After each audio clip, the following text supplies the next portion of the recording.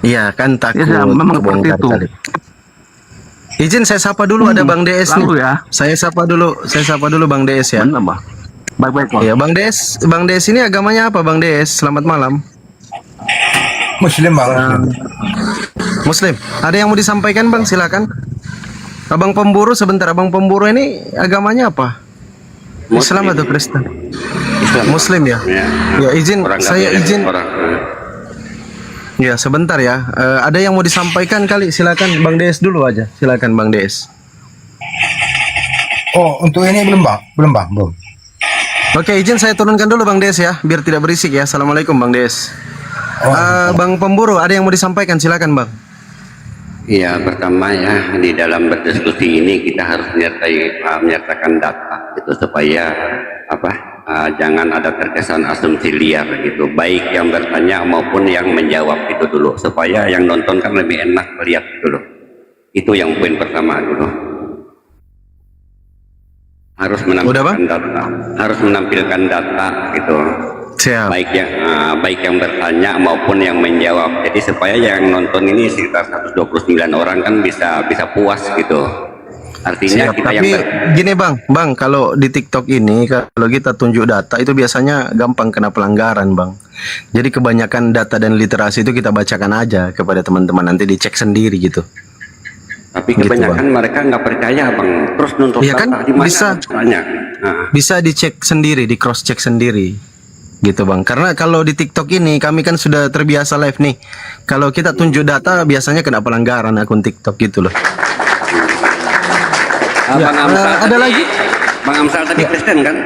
Iya, Kristen, silakan Bang. Ada yang mau Kenapa disampaikan? nggak menanggapi itu loh, tema itu?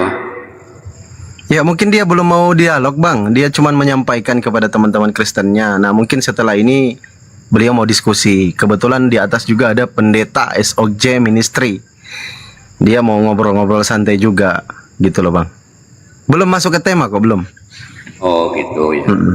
Nggak apa-apa, kita kasih ruang aja teman-teman Kristen untuk menyampaikan apa unek-uneknya gitu kan. Ya, Setelah itu baru harus kita lanjut dialog. Harus itu. Betul. Jadi kita jadikan komal kita ini sebagai komal yang untuk memang tujuan untuk edukasi, bukan untuk saling menyerang, nggak tendensius, tidak boleh tendensius kita menyerang Kristen begini nggak boleh gini. Iya betul. Nah kita hanya untuk diskusi supaya sama-sama dapat ilmu gitu loh. Tidak boleh kita menguraikan kebencian berdasarkan ketidaktahuan.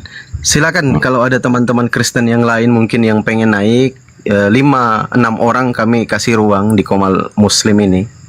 Kami kasih ruang. Silakan kalau ada teman-teman Kristen yang lain. Ada lagi Bang Pemburu yang mau disampaikan? Iya, Silakan, kan boleh aja panas, dalam artian panas itu untuk menambah semangat kita juga di dalam berdiskusi gitu. Tapi dalam artian panas bukan saling membenci gitu. Panas dalam artian kita mempertahankan data kita bahwa inilah datanya kan gitu Bang. Oke. Siap. Makasih Bang Pemburu. Nggak ada lagi ya? Itu aja. Nggak ada. Izin kalau sudah nggak ada, izin saya turunkan nanti biar teman-teman Kristen naik Bang Pemburu ya. Oke. Makasih banyak. Assalamualaikum warahmatullahi wabarakatuh. Waalaikumsalam warahmatullahi wabarakatuh. Oke teman-teman, langsung dikencangkan tap-tap layarnya ya, biar komal kita kuat. Izin Bang Amsal Ginting, tadi kan saya sudah kasih ruang, saya sudah kasih kesempatan untuk menyampaikan. Berkenan tidak Abang untuk stay di sini, kita ngobrol-ngobrol santai, bincang-bincang santai. Kebetulan ada juga Bapak Pendeta di atasnya nih, SOJ Ministry. Ini kawan Siap saya. Om. Ya siap Ya. Om, saya juga siap untuk bergabung dengan narasi saya yang berhubungan dengan tema yang sudah dibuat. Siap. Namun jika diizinkan, saya sebelum mau stay di sini ataupun akan memasuki sesuai dengan tema, bolehkah saya untuk melanjutkan yang saya sampaikan tadi? Ya siap, silakan saudara. Tapi jangan diulang-ulang lagi ya, silakan. Baik, Kalau yang terima sudah kasih. disampaikan. Ya, teman-teman, saudaraku yang terkasih di dalam Tuhan Yesus,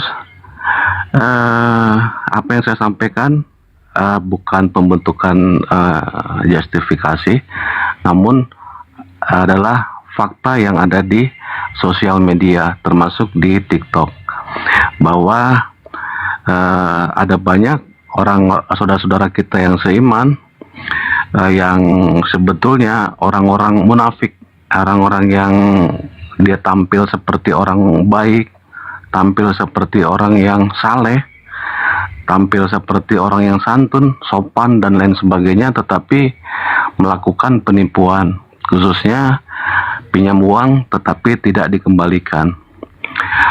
Juga ada penipuan yang beda gender, itu penipuan atas nama cinta itu. Ya, biasanya ini laki-laki morotin perempuan. Jadi Izin Bang Amsal, mungkin kalau sudah disampaikan poinnya jangan diulang-ulang lagi. Yang pertama tadi kan sudah disampaikan. Ya. Nah sekarang kalau sudah disampaikan kepada kawan-kawannya yang menyimak mungkin di bawah yang Kristen, kan itu kan saya rasa sudah aman. Mungkin bisa kita lanjut ke tema, kita bisa ngobrol santai untuk menambah wawasan gitu loh. Ya Bang ya. Bang. Satu menit lagi ya. Silakan Bang. Ada yang belum saya sampaikan ini. Gini teman-teman, satu lagi saya tambahkan, ini adalah fakta. Orang-orang Kristen yang ada di TikTok ataupun di aneka sosial media lainnya seperti Star Maker, itu didominasi kebanyakan adalah orang-orang yang janda duda, orang-orang yang bercerai, ya. Sedangkan di dalam Kristen sudah jelas katanya, perintah Tuhan Yesus, orang Kristen itu tidak boleh bercerai. Apapun yang terjadi, suami KDRT nggak boleh cerai, suami nggak bisa nafkah, nggak boleh KDRT. Tetapi faktanya orang-orang Kristen di TikTok ini rata-rata kebanyakan, tapi nggak semua ya, nggak semua, jangan bilang. Itu Bro Amsal, Bro Ginting, itu gimana konsepnya? Di Kristen itu kan nggak boleh cerai kan? Nggak boleh kan? Betul. Nggak boleh kecuali ajal yang memisahkan kan? Betul. Tapi kok kenapa banyak kasus perceraian yang terjadi di kalangan Kristen saat ini? Nah itulah bentuk pelanggaran. Itu Bang. gimana tuh? Ya jadi sudah Itu karena ini ada Pak Pendeta mungkin mau hatinya, tanggapin Pak. juga coba. kita Itu karena kekerasan hatinya masing-masing pribadi, bukan karena ini firmannya yang salah. ya betul yang saya bilang tadi, itu pelanggaran ya. Jadi namanya manusia mau keras juga, kalau dia nggak melanggar sih it's okay ya. Mau keras hatinya. Izin ya teman-teman yang Kristen, izin Bang, kita intermezzo dulu sebelum kita masuk tema. Kita intermezzo berbicara misalkan pernikahan atau perceraian. Nah, aku kasih satu sampel ya, kasih satu contoh. Ketika dia punya istri, punya anak 2, dia menghamili perempuan lain. Itu kalau di dalam Kristen gimana solusinya itu? Apakah diceraikan istrinya yang pertama atau kayak mana? Coba ada nggak penjelasan dari teman-teman Kristen soal itu? Kita intermezzo aja sebelum kita masuk di tema. Silakan. Sebetulnya di Injil Matius 10 ayat 9 sudah dikatakan, apa yang telah dipersatukan Tuhan tidak boleh dipisahkan oleh manusia. Ya, di situ di ajaran Kristen ya, ada klasifikasinya bahwa orang yang boleh bercerai itu, satu ya, bila dipisahkan oleh kematian.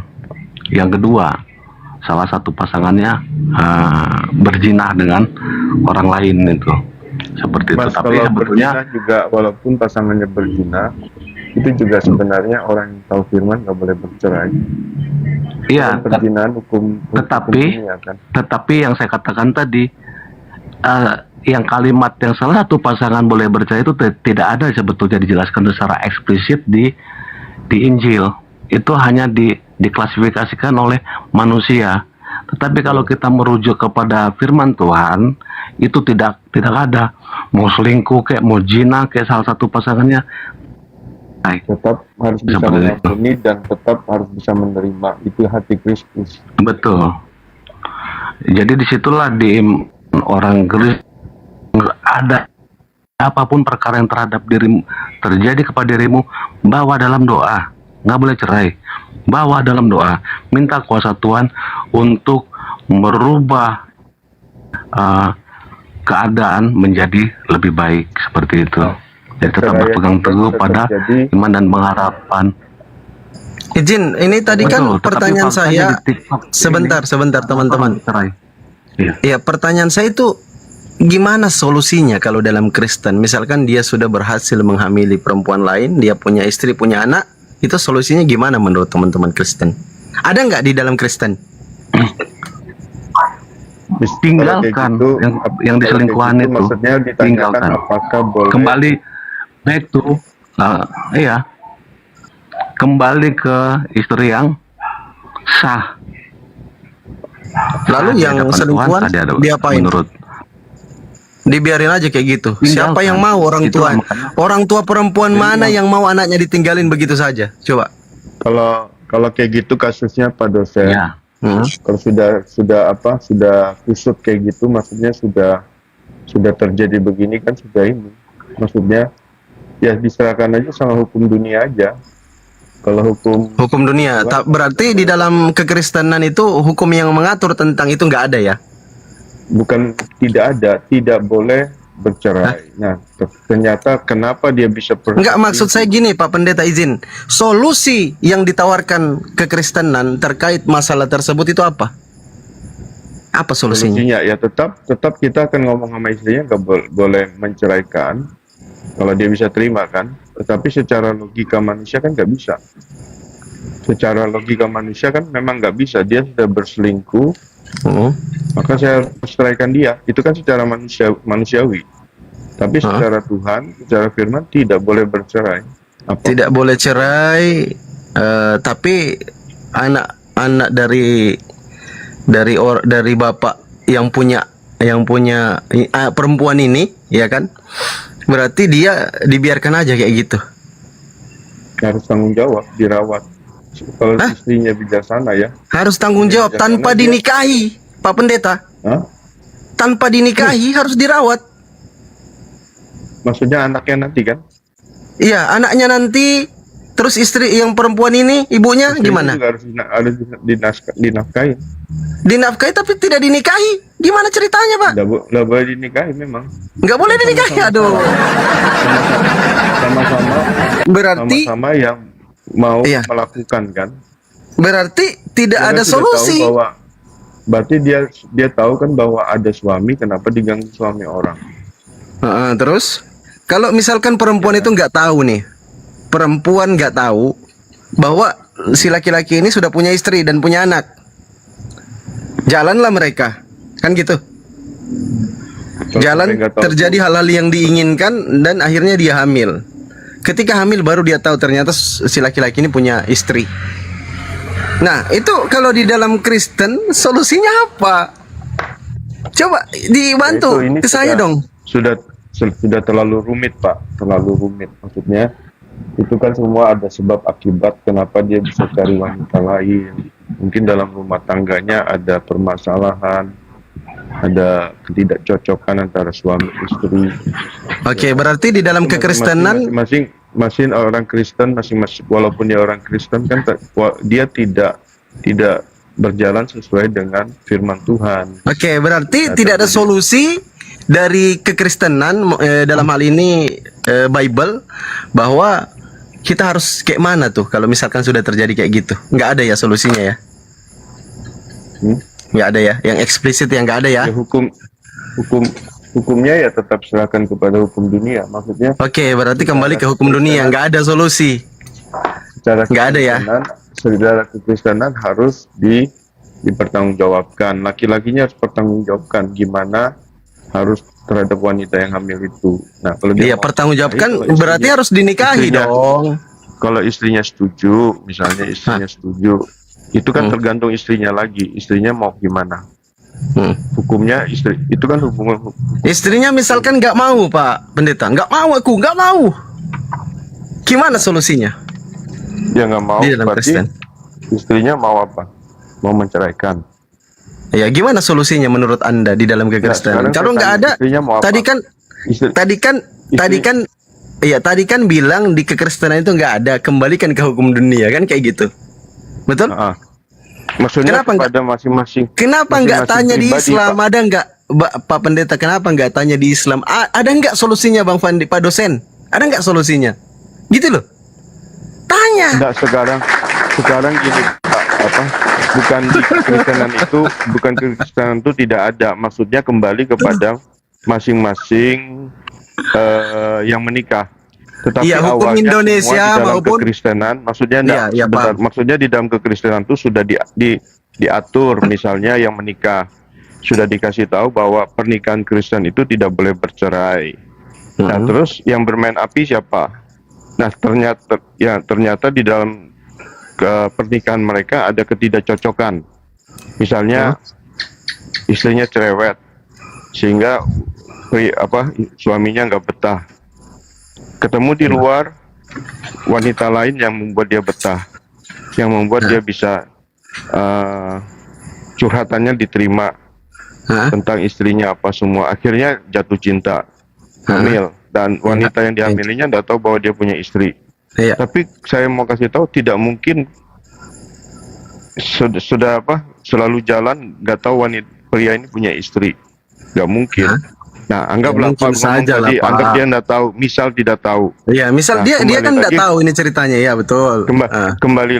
Kembali lagi kepada peraturan rumah tangga, karena kekristenan sudah mengatakan bahwa sebelum menikah mereka konseling BPN itu ada dikatakan bahwa kekristenan tidak boleh bercerai.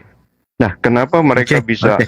terjadi perceraian? Nah, kembali lagi kepada hukum rumah tangga Negara. mereka, peraturan rumah tangga mereka. Misalnya terjadi Oke. begini nih, tanya pada istrinya, gimana ibu?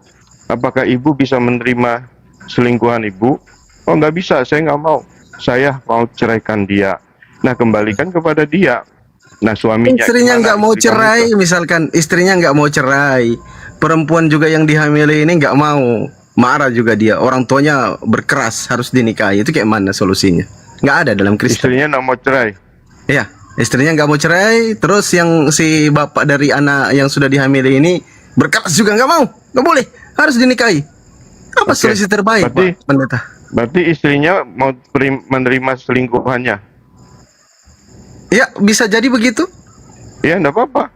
Kalau mereka memang istrinya mau terima, ya nikahin aja. Ada solusinya, Suaminya mau ada tertulis di dalam kitab teman-teman Kristen. Ya. Di dalam Bible Di ada dalam nggak? kitab tidak ada mengatur itu, Pak. Di Nggak dalam ada. kekristenan tidak mengatur, cuma sudah dikasih tahu bahwa pernikahan Kristen itu tidak boleh bercerai. Oke, udah. Nanti tanya ke saya gimana pandangan Islam. Tapi nanti, ya, Pak Pendeta ya. Oke. Karena kalau di Islam itu semua jelas. Semua diatur, mulai dari kau bangun tidur sampai kau tidur lagi sampai kau meninggal dunia itu semua diatur di dalam Islam. Baik. Kau lahir, ya itu semua diatur. Izin saya Nah, boleh menanggapi, host? apa nih Bang Amsal, Bang Ginting, apa yang mau ditanggapin? Silakan. Ya. Kita mau masuk ke tema nih rencana. Silakan Ya, sedikit. betul ya. Jadi pendeta versus pecinta anjing, dog lover saya ya.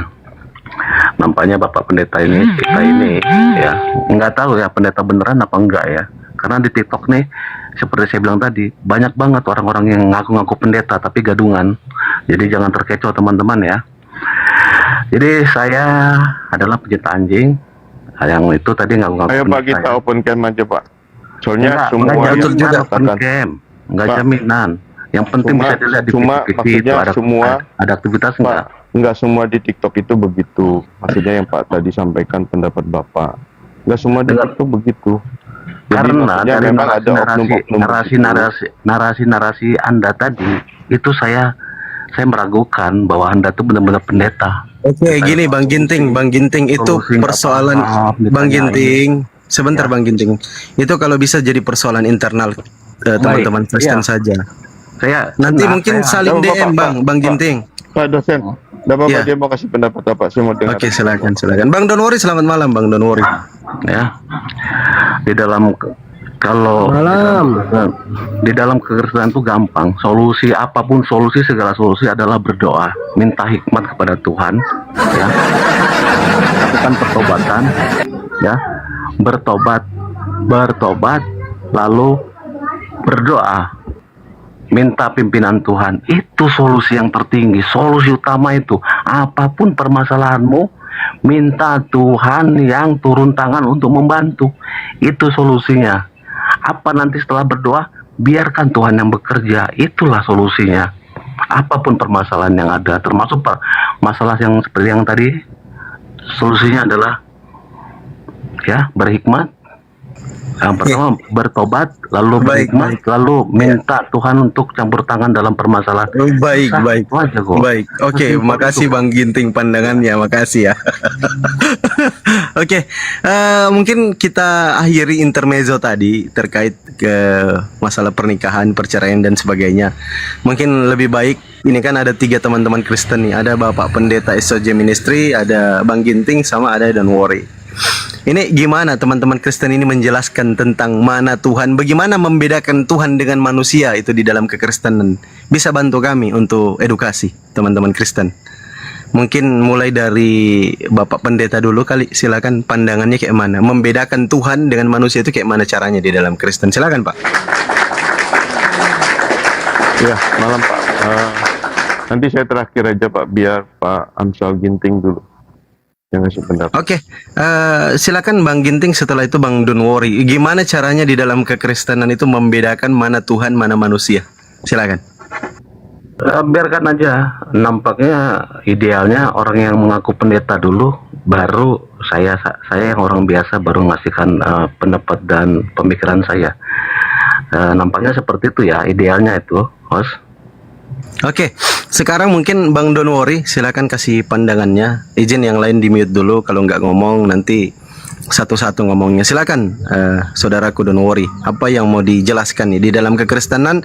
Bagaimana caranya kita membedakan mana Tuhan, mana manusia? Silakan. Baik, ya kita sebagai umat Kristen harus bisa membedakan mana Tuhan, mana yang manusia biasa. Oke, kalau kita berbicara Tuhan kan sudah pasti berbicara kuasa, ya. Nah, karena Tuhan itu bukanlah suatu benda atau yang bersifat fisik. Tuhan itu kan, aduh, suara saya serak ini. Tuhan itu kan berbicara kuasa. Nah, sedangkan manusia biasa ialah sesuatu yang diciptakan oleh Allah. Gitu loh. Artinya begini, manusia biasa itu tidak akan pernah bisa mengampuni dosa, ya, dan tidak akan pernah bisa memberikan hidup kekal. Jadi arti hidup kekal di sini bukan tidak mati secara fisik, tetapi itu hidup kekal itu berbicara surga. Nah, kalau kita membahas tentang Yesus, maka kedua hakikat ini perlu kita pahami bahwa di dalam pribadi Yesus itu ada. Nah, sisi Yesus sebagai yang ilahi itu memang jelas, itu tertulis di dalam Yohanes 1 ayat yang pertama. Oke, itu dari sudut sisi ilahi Yesus. Lalu sudut Yesus sebagai manusia bisa kita lihat ketika Yesus itu pernah menangis, pernah merasakan lapar, Bang Don't Worry. dan Enggak, lain jangan dulu ke sebagainya. Yesus, Bang. Jangan dulu ke Yesus. Kita bedakan dulu mana Tuhan, mana manusia. Tapi sebelumnya izin saya sapa dulu. Assalamualaikum warahmatullahi wabarakatuh. Burunda Zuma, Bang Zuma. Waalaikumsalam warahmatullahi wabarakatuh semuanya, sahabat-sahabat Muslim. Assalamualaikum warahmatullahi wabarakatuh dan semangat Selamat malam malam, saudara sahabatku. Kristiani.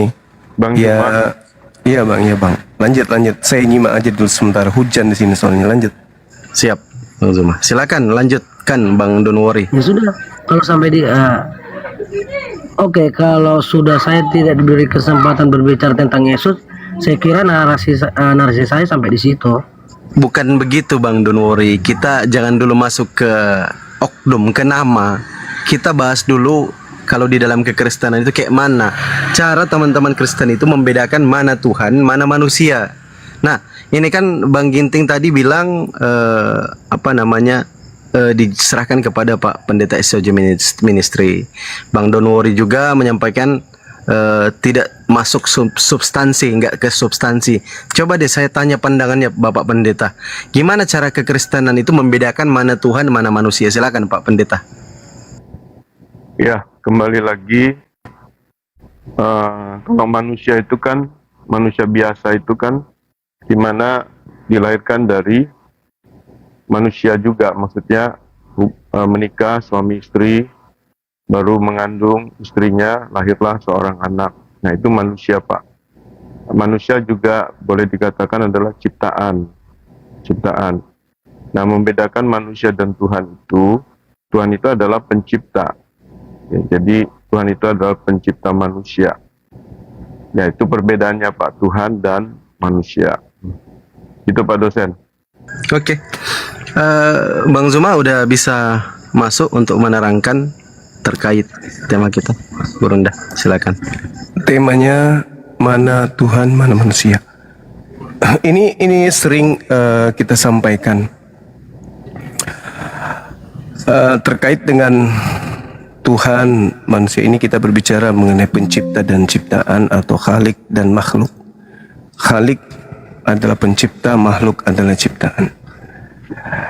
Jadi kalau dalam kaidah pengetahuan umum ya, Tuhan itu entitas tunggal yang absolut, di mana pada ufuk yang berbeda manusia itu adalah ciptaan yang menempati ruang, menempati perjalanan relativitas waktu. Jadi yang namanya Tuhan tentu terbebas dari relativitas waktu dan juga ruang. Jadi Tuhan tak pernah terjangkau oleh relativitas akal manusia atas segala kehendak Tuhan itu sendiri. Jadi Tuhan itu menciptakan dua alam sebagai pertanda bahwa Tuhan itu hadir. Tuhan menciptakan dua alam sebagai kode, sebagai sinyal bahwa Tuhan itu ada. Yang pertama adalah makrokosmos atau alam raya, tempat di mana gugusan-gugusan bintang ada, termasuk matahari dan planet-planet yang kita ketahui bersama. Sedangkan makro atau yang kedua adalah mikrokosmos. Jadi Tuhan menciptakan dua alam, yaitu makrokosmos dan mikrokosmos, untuk menyatakan bahwa dirinya itu ada, Tuhan itu ada. Kalau dalam Al-Quran, sanurihim ayatina fil afaq, Tuhan mengadakan alam semesta supaya Tuhan memberikan sinyal atau simbol atau kode kepada akal bahwa dirinya ada, aku ada, Tuhan itu ada. Jadi kalau dikatakan ciptaan terbagi dua yang tadi yang saya maksud, makro dan mikro. Kalau makro alam raya yang besar ini, kemudian mikro itu adalah alam kecil, yaitu kita sebagai manusia. Nah, itu yang diciptakan. Jadi makro mikro, makro alam semesta, mikro adalah alam kecil, yaitu diri kita sebagai manusia. Nah, Al-Quran dalam surah Fussilat diterangkan bahwa Tuhan pencipta langit dan bumi menyatakan keberadaan dirinya melalui seluruh penjuru dan juga terhadap mikro, yaitu diri manusia. Sekira begitu untuk sementara, silakan. Oke, silakan Pak Pendeta, mungkin ada yang mau ditanyakan terkait penjelasan Bang Zuma tadi, atau Bang Donwori, atau Bang Ginting. Ya, udah jelas sih. Oh, udah jelas. Jadi ada alamnya, alam roh dan alam dunia nyata kan. Kalau kita ini ya ciptaan ini ada di dunia nyata ini. Ya, mungkin kasih yang lain menanggapin Pak dosen. Oke, Bang Donwori atau Bang Ginting kali, silakan. Ada yang mau ditanggapin? Iya, terima kasih Mas. Saya sebetulnya ingin menanggapinya secara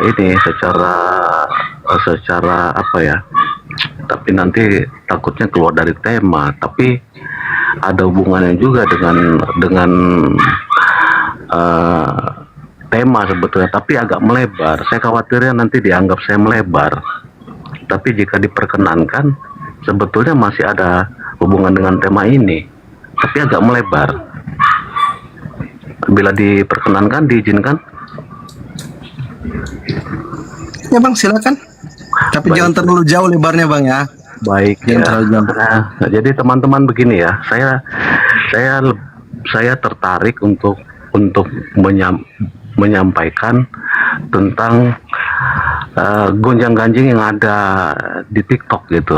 Orang-orang Kristen yang mengaku apologet, yang sesungguhnya mereka bukanlah apologet, tetapi hanyalah sekumpulan orang-orang pengangguran obsesi yang ingin mencari cuan dan popularitas. Bang Ginting, izin kalau bisa Bang jangan curhat dulu Bang, karena kita sudah masuk ke tema. Gitu loh. Betul. Nanti Silakan. saya larinya ke situ. Teman-teman, lihat apa yang terjadi di media sosial. Orang-orang yang mengaku apologet itu, mereka memperdebatkan Yesus itu apakah Tuhan atau bukan, ya.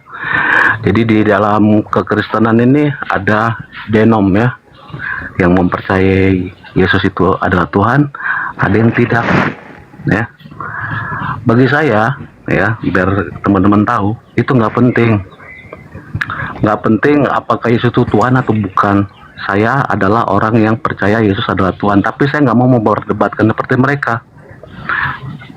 Orang-orang yang seperti itu, bagi saya yang penting adalah melakukan perintah Tuhan, itu saja yang paling penting. Tetapi lihat miris apa yang terjadi kepada orang-orang yang menganggap apologet ini, saling membidatkan sesama seiman, ya, terus menghujat agama orang lain. Apakah itu yang diinginkan oleh Tuhan Yesus? Tidak, tetapi mengasihi sesama, bukan saling membidatkan, bukan menjelek-jelekan agama orang lain, ya. Tetapi faktanya begitu. Orang-orang Kristen di sosial Bang media Ginting. ini banyak yang sudah Bang Ginting melakukan gini, Bang Ginting. pelanggaran. Bang Ginting, ntar. Ya. Saya mau tegaskan gini ya. Itu kan untuk internal Kristen. Nah, ini untuk di luar Kristen nih. Kami ini ada di sini, Bang. Salah satunya itu mengikuti Undang-Undang Dasar Negara Republik Indonesia Ya. tahun 1945 untuk Ya. mencerdaskan anak bangsa. Betul, ya. Kami itu nggak mau anak bangsa Indonesia, saudara kami sebangsa, setanah air itu salah dalam melakukan menyembah terhadap manusia, itu nggak mau kami, Iya. gitu loh. Makanya kami hadir di sini. Mungkin Gurunda ada yang mau ditambahkan, Gurunda silakan. Iya. Jadi sebenarnya ada sisi baiknya apa yang disampaikan oleh saudara kita Amsal. Tapi hal ini harus kita bijak. Kenapa harus bijak? Karena dua agama ini, Bang, Islam Kristen, itu sama-sama memiliki amanat. Islam diperintah untuk berseru, menyampaikan, tablik, mengajak orang menuju kepada Islam. Di Kristen ada yang disebut amanat agung, yaitu ajakan untuk menjadikan seluruh bangsa menjadi pengikut Kristus. Nah, sementara negara ini menjamin kebebasan kita untuk menjalankan ajaran kita masing-masing. Artinya, umat Islam dibebaskan bangsa ini untuk menyeru, dan Kristen oleh bangsa ini dibebaskan untuk menjadikan orang lain atau seluruh bangsa yang ada di Nusantara ini untuk menjadi pengikut Kristus. Jadi mungkin polanya yang harus diperbaiki, niatannya yang harus diluruskan. Karena apa yang dilakukan oleh para apologet baik Islam maupun Kristen itu sama-sama mereka memiliki dalil. Hanya terkadang dalam perjalanan ada di antara kita itu yang lari dari niatan yang seharusnya. Orang Kristen menyampaikan Bible itu niatannya tadinya baik, tapi dengan berjalannya waktu mereka banyak terpengaruh, tergelincir dengan hal-hal yang sifatnya syahwat. Tidak, juga kurang dari Islam, demikian pula adanya. Untuk itu mungkin polanya yang harus diperbaiki.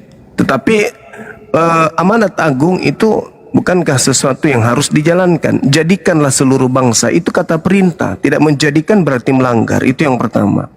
Uda'u ila sabili rabbika bil hikmah. Ajaklah manusia kepada jalan Tuhanmu dengan cara hikmah. Tidak mengajak itu juga melanggar, berarti tidak menepati perintah Tuhan.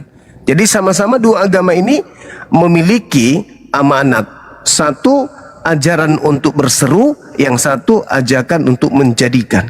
Itu yang pertama. Yang kedua, berbicara mengenai kasih. Kasih itu bukan serta-merta hanya beradab. Kasih itu bukan hanya serta-merta hanya sopan. memberi rasa empati, memberi rasa iba, memperhatikan, menyantuni, mengayomi, bersedekah, memberi rasa aman. Itu bukan itu kasih itu. Kasih itu cakupannya luas. Karena di Al-Quran itu ada surah Ar-Rahman. Apa itu surah Ar-Rahman?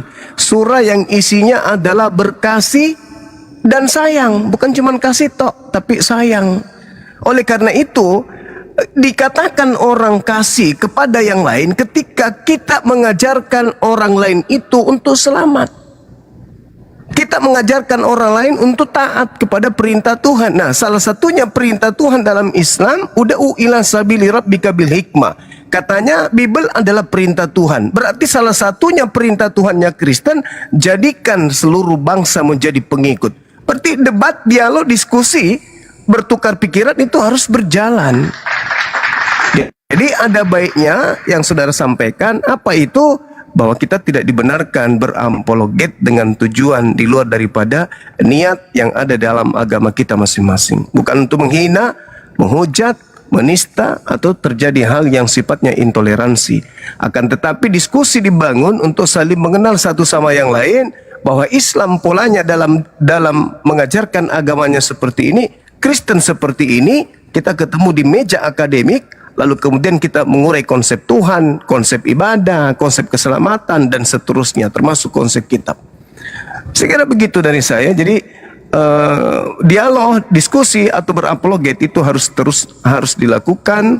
Cuma niatan atau perbuatan-perbuatan yang tidak bertanggung jawab itu ditiadakan di dalam dunia apologet ini. Saya kira begitu. Silakan. Ya, betul ya.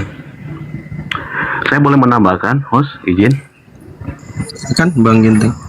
Ya, teman-teman, sebetulnya indah apabila kita menjalankan perintah agama kita masing-masing. Ya, kalau umat Islam memang diperintahkan untuk membela agamanya, ya. Tetapi ingatlah, kita orang Kristen itu tuh tidak diajarkan untuk membela agama, tetapi mengasihi, seperti itu. Jangan pernah menghujat agama orang lain, kawan-kawan, saudara-saudaraku, ya. Jadi kalau kalian merasa pengikut Kristus, lakukanlah apa yang diperintahkan oleh Tuhan Yesus. Kasihlah sesamamu, bahkan kepada musuh sekalipun kita diwajibkan untuk mengasihi musuh, apalagi kepada saudara-saudara kita dari umat lain. Mereka itu bukan musuh kita, bukan. Mereka adalah saudara-saudara kita sebangsa setanah air. Harus kita kasih.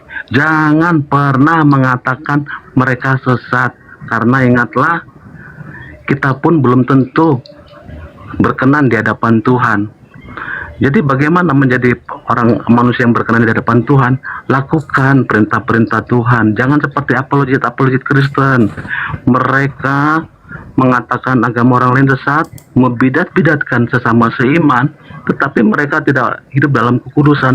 Rata-rata apologet Kristen yang terkenal itu orang-orang yang bercerai, ya. Baik yang terkenal ataupun tidak terkenal, orang-orang yang bercerai, cerai dari suaminya, cerai dari istrinya. Apa yang seperti itu? Itulah orang-orang yang munafik. Mereka ada banyak, teman-teman, merasa pengikut Kristus, ya, merasa orang Kristen, pengikut Kristus, tetapi tanpa disadari mereka sesungguhnya hanyalah pengikut Edis TV, pengikut Mikana, pengikut Bom-Bom, ya, yang saling bidat-membidatkan di antara saudara-saudara seiman. Apa yang bisa kalian dapat mendengarkan ocehan-ocehan mereka ini? Ada makna yang bisa kalian dapatkan? Nggak ada. Yang ada, iblis menari-nari di room mereka. Karena apa? Ya, pekerjaan iblis itu diantaranya bukan cuma menggoda, menyesatkan manusia, tetapi mencuri sukacita. Ya, jadi sukacita itu dicuri. Jadi bergabunglah dengan room-room yang memberikan damai dan sukacita. Hindari room-room Kristen yang debat kusir seperti itu, karena kita tidak diajarkan untuk melakukan perbuatan-perbuatan seperti itu. Tidak ada. Orang Kristen tidak diajarkan untuk membela agamanya. Orang Kristen tidak diajarkan untuk membela Tuhannya. Tetapi kita harus hormati saudara kita dari Islam yang memang mereka diajarkan untuk membela. Itu bagian daripada keimanan mereka. Itu aja yang saya sampaikan. Saya menghormati saudaraku dari umat Islam. Kalian orang yang baik, orang yang sedang menjalankan perintah Tuhan kalian. Saya atas nama umat Kristen mengaturkan permohonan maaf karena saudara-saudara saya masih banyak yang belum paham tentang ajaran Kristus yang sesungguhnya. Terima kasih. Ya, sama-sama Bang, sama-sama. Kami pun minta maaf jika ada kesalahan di dalam berapologet. Lanjutkan.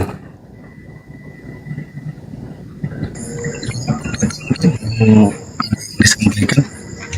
Silakan. Baik, Boleh.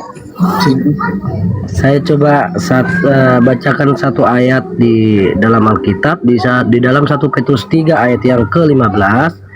Tetapi kuduskanlah Kristus di dalam hatimu sebagai Tuhan, dan siap sedialah pada segala waktu untuk memberi pertanggungan jawab kepada tiap-tiap orang yang meminta pertanggungan jawab dari kamu tentang pengharapan yang ada padamu. Tetapi haruslah dengan lemah lembut dan hormat. Nah, kita kan sebagai orang yang beriman, ketika ada orang yang tidak seiman dengan kita mempertanyakan iman kita itu, ya ayat ini mengatakan kita harus siap sedia, itu loh, mempertanggungjawabkan iman kita, itu loh. Contoh, ketika kita mengatakan Yesus itu Tuhan, gitu loh. Nah, orang yang tidak sepaham dengan itu, dia itu kan bertanya, apa dasarmu mengatakan Yesus Tuhan? Jadi kita sebagai orang Kristen harus memang betul-betul memahami iman kita supaya kita bisa memberi pertanggungan jawab kepada mereka yang mempertanyakan tentang iman kita, tetapi dengan cara yang lemah lembut dan rasa hormat. Begitu, teman-teman. Oke, mungkin bisa kita lanjut diskusi ya teman-teman ya, teman-teman Kristen. Silakan Bang Zuma, mungkin ada pemaparan lagi kepada teman-teman Kristen, monggo. Ya, kita lanjut tema yang tadi ya, teman-teman sekalian. Jadi, pembeda antara Tuhan dan manusia. Tuhan adalah entitas tunggal yang absolut, yang tak terjama oleh mata di muka bumi ini. Kemudian Tuhan menciptakan dua alam, alam besar dan alam kecil. Alam besar itu adalah alam jagat raya, dan alam kecil itu adalah tubuh kita manusia ini. Apa tujuannya dua alam ini dicipta oleh hakikat pencipta yang ahad atau esa, tunggal? Tujuannya adalah agar dirinya dikenal oleh makhluk atau ciptaan. Nah, dalam tataran ilmu pengetahuan umum, entitas alam raya ini ditanamkan seutuhnya dalam wujud manusia. Besarnya alam semesta ini cukup diwujudkan oleh eksistensi kita sebagai makhluk sempurna, yaitu manusia. Dengan kata lain, alam kecil manusia yang menunjukkan segala yang hadir, sehingga Allah atau Tuhan dalam hal ini meringkas keagungan ciptaannya berupa alam yang luas di dalam tubuh manusia. Dalam diri kita ini terkandung semua unsur yang ada pada alam raya yang luas.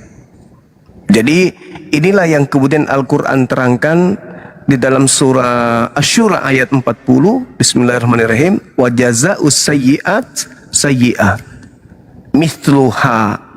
Itu terkait dengan keburukan, itu dibalas dengan keburukan setimpal, dikarenakan Oleh karena keadaan manusia itu pada dirinya gambaran terhadap alam semesta, adanya bencana, adanya musibah dan seterusnya. Jadi cerminan keadaan itu ada pada diri kita.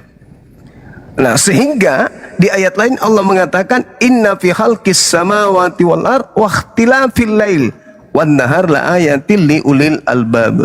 Sesungguhnya dalam penciptaan langit dan bumi serta pergantian malam dan siang itu terdapat tanda-tanda kebesaran Tuhan bagi orang yang berakal. Jadi sekali lagi saya katakan bahwasanya Tuhan menyimpulkan, meringkas keagungan ciptaannya berupa alam semesta di dalam tubuh kita manusia ini. Jadi dengan demikian kami umat Islam dalam tataran pembeda antara manusia dengan Tuhan itu sangat jelas. Tuhan adalah pencipta yang menciptakan mikro dan makro, sedangkan manusia adalah ciptaan yang menjadi cerminan simpul dari kesempurnaan ciptaan Tuhan berupa alam raya. Saya kira begitu.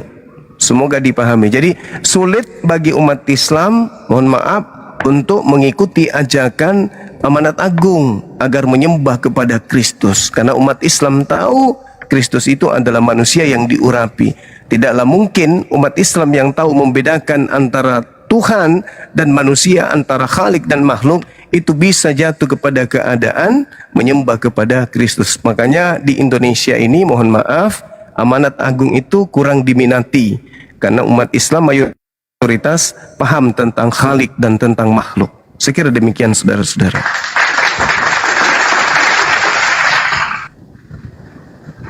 Oke, silakan teman-teman Kristen mungkin mau ditanggapin terkait Kristus tadi. Baik, saya sih nggak menanggapi, tetapi ingin bertanya aja seputar narasi yang disampaikan oleh Bang Juma ya. Tadi Bang Juma menjelaskan bahwa Tuhan itu menciptakan dua alam, yaitu makrokosmos dan mikrokosmos. Nah, pertanyaan saya Bang Juma, apakah Tuhan yang bisa menciptakan dua alam ini bisa menyatakan diri di tengah-tengah umat ciptaannya atau bagaimana? Ya, itulah tadi yang saya katakan Bung di dalam ayat suci Al-Qur'anul Karim, sanurihim. Sanurihim artinya Tuhan mengadakan, memperlihatkan dirinya, tidak dalam bentuk seperti makhluk, karena Tuhan itu tadi saya sudah jelaskan, Tuhan itu tidak terikat oleh ruang dan waktu. Lalu bagaimana Tuhan itu mengadakan dirinya supaya dikenal? Maka Tuhan menciptakan alam semesta, Tuhan menciptakan manusia agar Tuhan itu dikenal. Nah, untuk sampai ke sana itu dibutuhkan akal. Maka Tuhan menitipkan serpihan cahaya berupa akal pada diri manusia agar manusia ini bisa memahami bahwa Tuhan itu ada, meskipun Tuhan itu tidak bisa dilihat. Karena Tuhan cuma memberikan simbol, sanurihim ayatina fil afaq. Tuhan memperlihatkan tanda-tanda keberadaan dirinya dari segenap penjuru. Contoh, adanya siang dan malam. Kira-kira yang mengatur ini siapa? Itulah yang disebut Tuhan. Adanya kelahiran manusia, adanya kematian manusia, adanya manusia lahir perempuan, lahir laki-laki, adanya perempuan bisa berkarya, membuat baja terbang, baja terapung dan seterusnya. Ini siapa yang berkuasa di balik semua ini, yang menciptakan manusia yang begitu sempurna?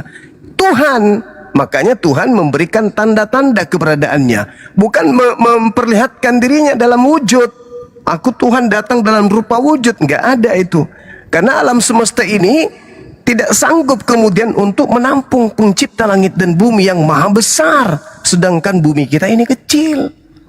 Nah, sehingga dalam Islam untuk mengenal Tuhan cukup melihat alam semesta ini. Seibarat seekor binatang kita bisa tahu bahwa binatang itu ada cukup dengan melihat jejaknya.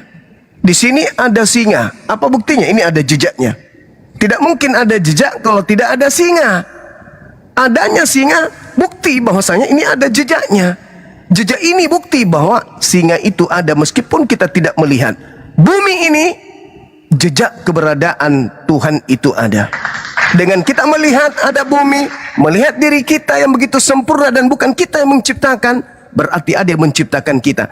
Itulah Tuhan memberi akal untuk kita sampai pada poin tersebut. Sanurihim ayatina fil afaq wa fi anfusihim.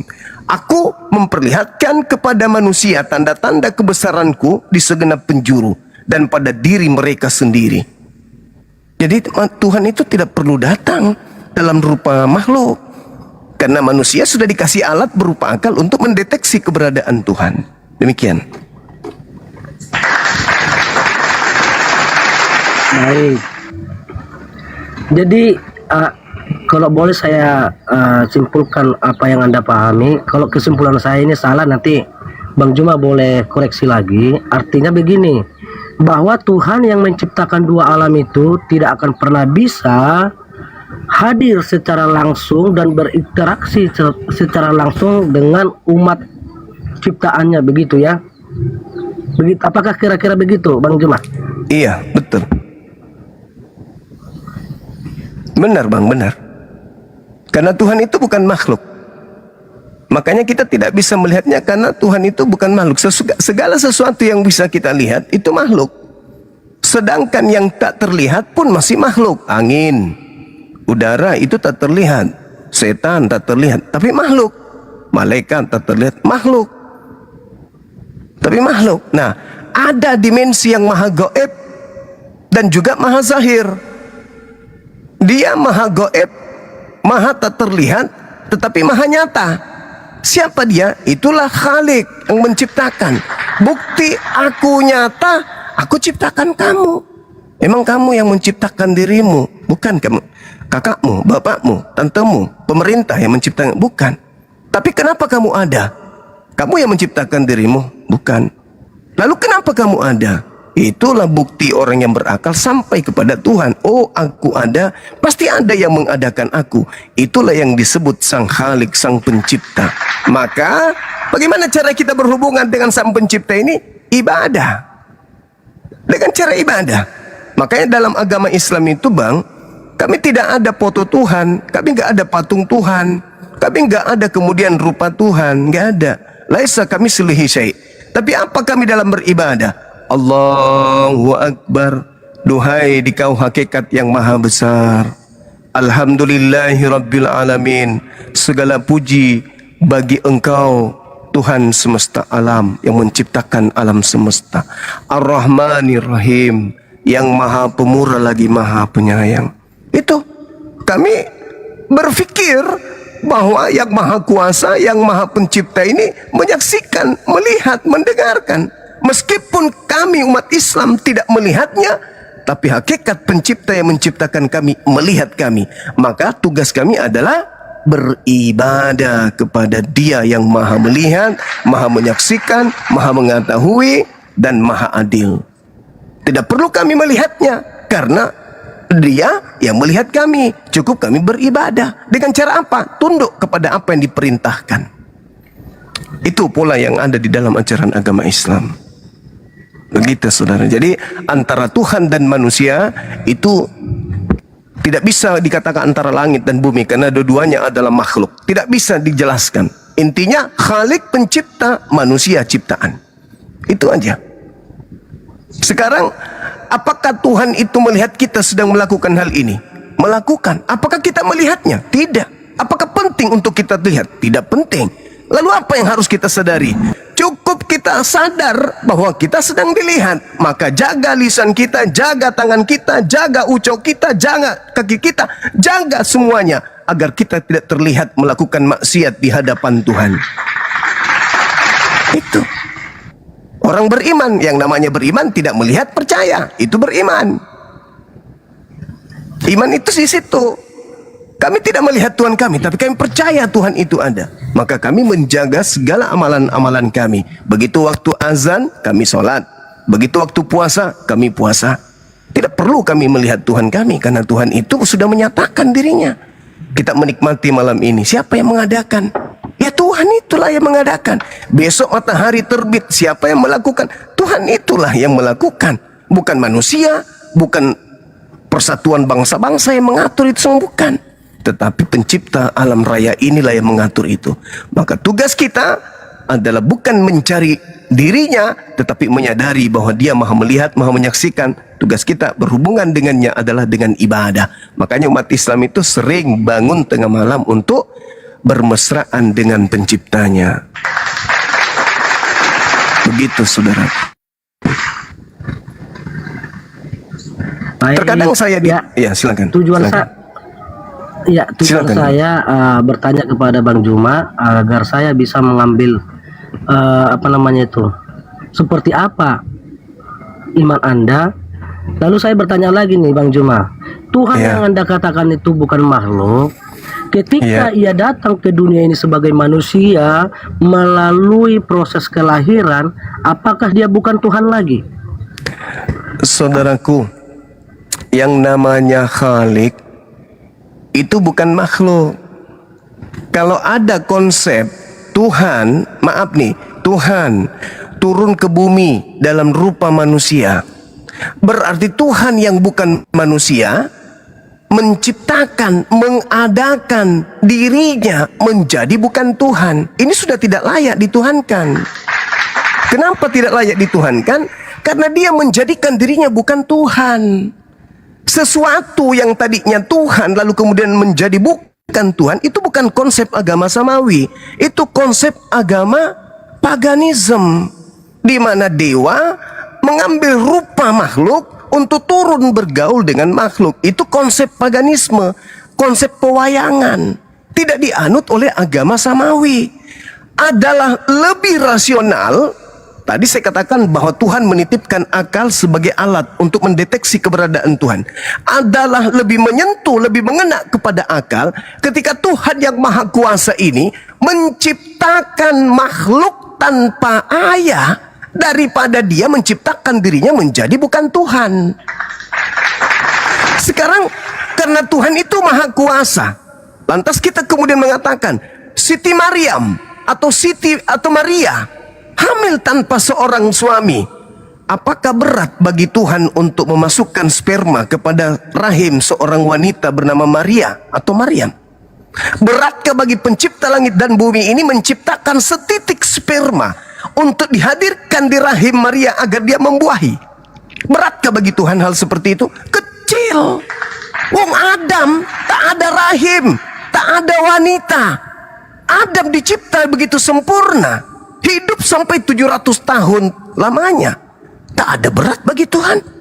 Lalu menciptakan manusia tanpa ayah tapi ada ibu, ada alat, ada mesin, ada reproduksi. Tinggal dipercik ke sperma oleh Sang Maha Pencipta. Sak. Innama amruhu idza arada syai'an ayyakula lahu kun fayakun. Mazmur 33 nomor 9.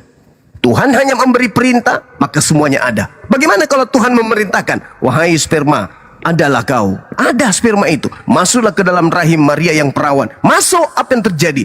Terbuai. Lalu hamil. Lalu melahirkan. Maka lahir ciptaan. Makanya kalau kita melihat Lukas 2 nomor 11, Bang, mohon maaf nih. Pada hari ini telah lahir Tuhan. Oh, enggak mungkin. Kalau Anda kalau ada pemaksaan bahwa itu adalah Tuhan yang lahir, berarti ini bukan Tuhan, ini bukan akontas, ini dewa.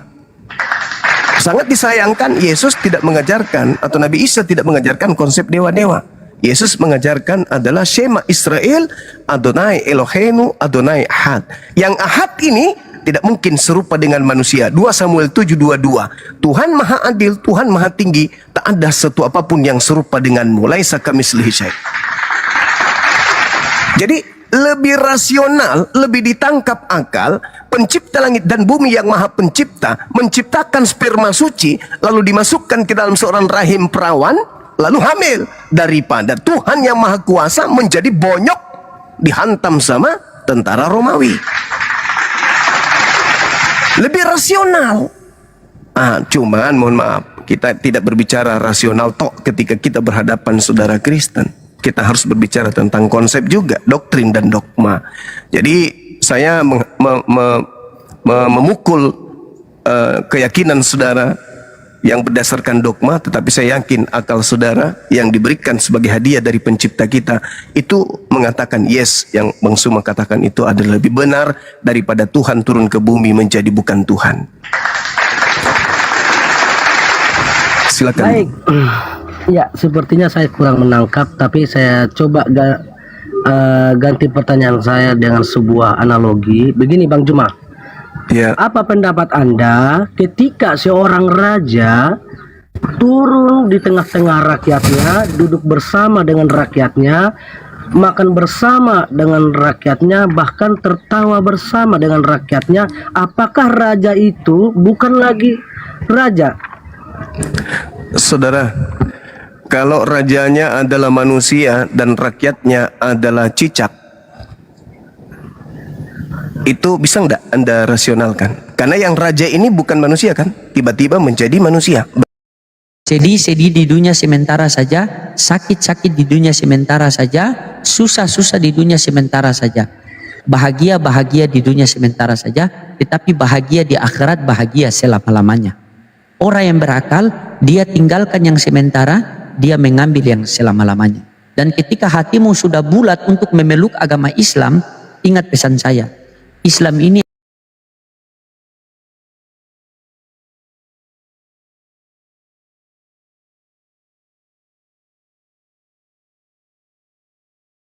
Ini.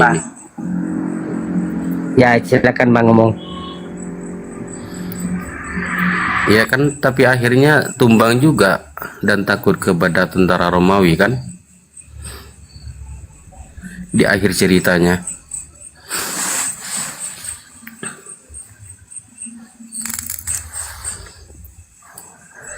Tentara paling kokoh dan terkuat sepanjang sejarah tidak ada lagi kecuali tentara Romawi kan?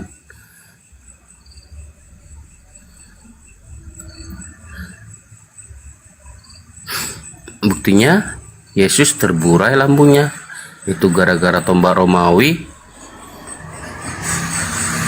Gampang kok Bang Bal.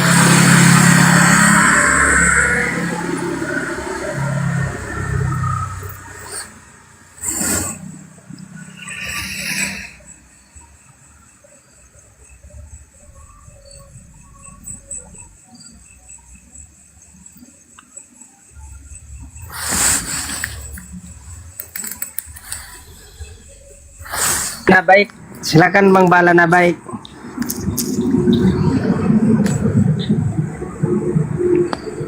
Silakan Bang Citi Talk yang lain.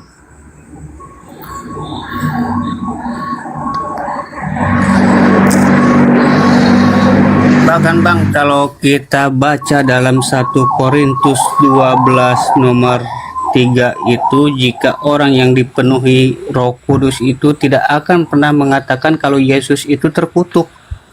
Nah, sementara di dalam Galatia 3 nomor 13 itu kan Yesus terkutuk. Jadi pertanyaannya, di dalam Galatia 3:13 itu yang mengatakan terkutuk itu dipenuhi Roh Kudus apa roh iblis ini? Kata lainnya kan kalau yang dipenuhi Roh Kudus itu tidak akan mengatakan Yesus itu terkutuk, Bang.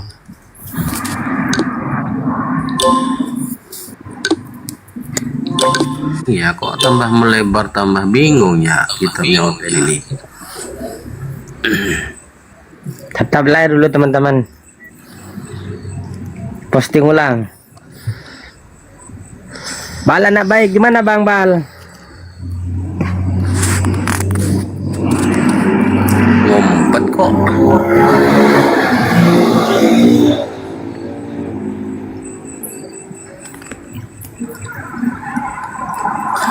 Justru itu Bang, saya bernarasi begini menanyakan karena tadi saya sudah diskusikan sama Oten membawakan 1 Korintus 12 nomor 12 nomor 3, Galatia 3 nomor 13. Dia memberikan narasi jawabannya kalau dalam Galatia 3 nomor 13 itu bukan Yesus yang disalib. Itu tidak ada diceritakan Yesus disalib. Nah, sementara kan kalau iman Kristen itu mengatakan Yesus itu disalib untuk menanggung untuk menanggung kutuk mereka. Gitu Bang. Makanya saya sharing aja ini kepada yang lebih paham Bible ini. Ya gampang kok.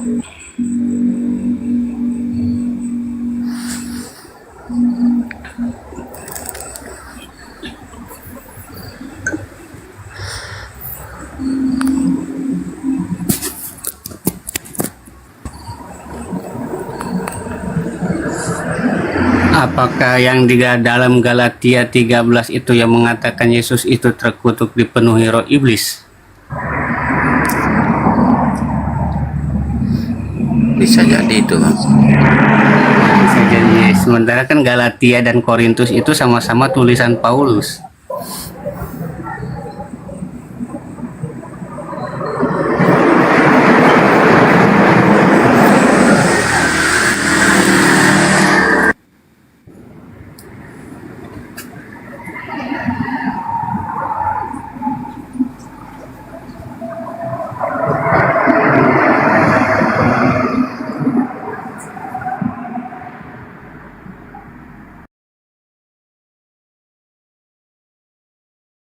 Oh, Apa yang ditunjukkan apa, Bu? Anda close cam. nggak kelihatan. Nih, ini bukan buku novel, ya. Nih, bagaimana bertarak, semua ada di sini.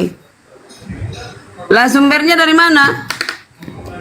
Nih, Alkitab sumbernya ini menerangkan. Bukan novel ini, bos. Oh, jadi di Alkitab itu dikatakan, di Alkitab siapa dikatakan kafir? Orang yang tidak beragama. Kok kami beragama kalian bilang kafir? Gimana? Orang tidak beragama yang kafir, bro. Pak Itu Ustaz. Anda dapat pengertian dari mana? Loh, baca Alkitab. Tidak Ketika ada kata kafir dalam bahasa Bible tuh nggak ada. Dia nyaplok dari Islam, tapi disalahartikan. Kafir di dalam Bible itu artinya bodoh. bukan kafir dalam arti sebenarnya adalah orang yang tidak beragama, tidak mengenal Tuhan. Itu di ayat mana? Di ayat mana? Banyak. Ya coba. Perjanjian Satu lama ayat semua. aja. Artinya nggak kenal Tuhan, coba. Perjanjian lama.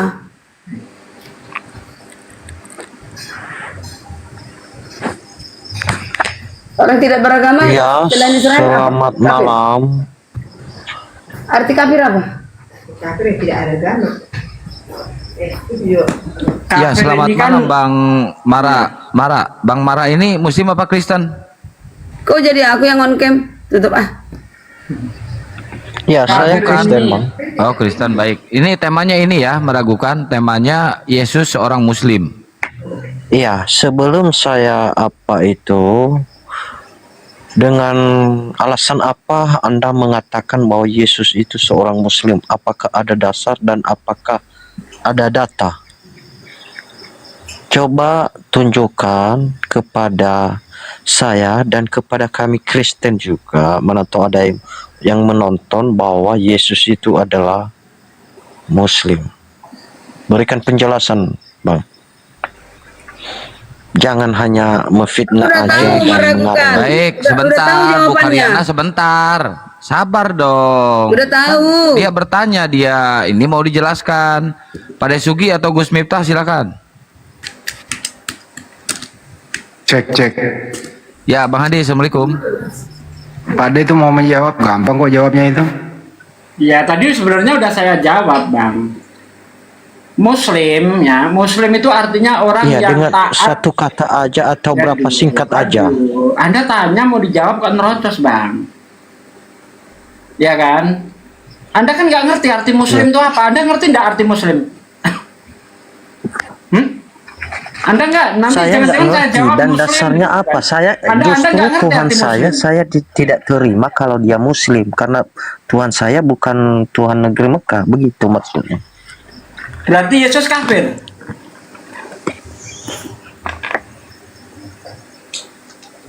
Yesus bukan kafir. Karena Yesus yang memberi pemahaman. Dulu Bu Karyana dijawab dulu itu pertanyaannya. Kan sudah saya bilang tadi, ada dua golongan manusia, kafir dan muslim. Kafir artinya orang yang bangkang terhadap perintah Tuhan. Muslim artinya orang yang taat tunduk terhadap perintah Tuhan. Di dunia ini cuma ada dua golongan itu.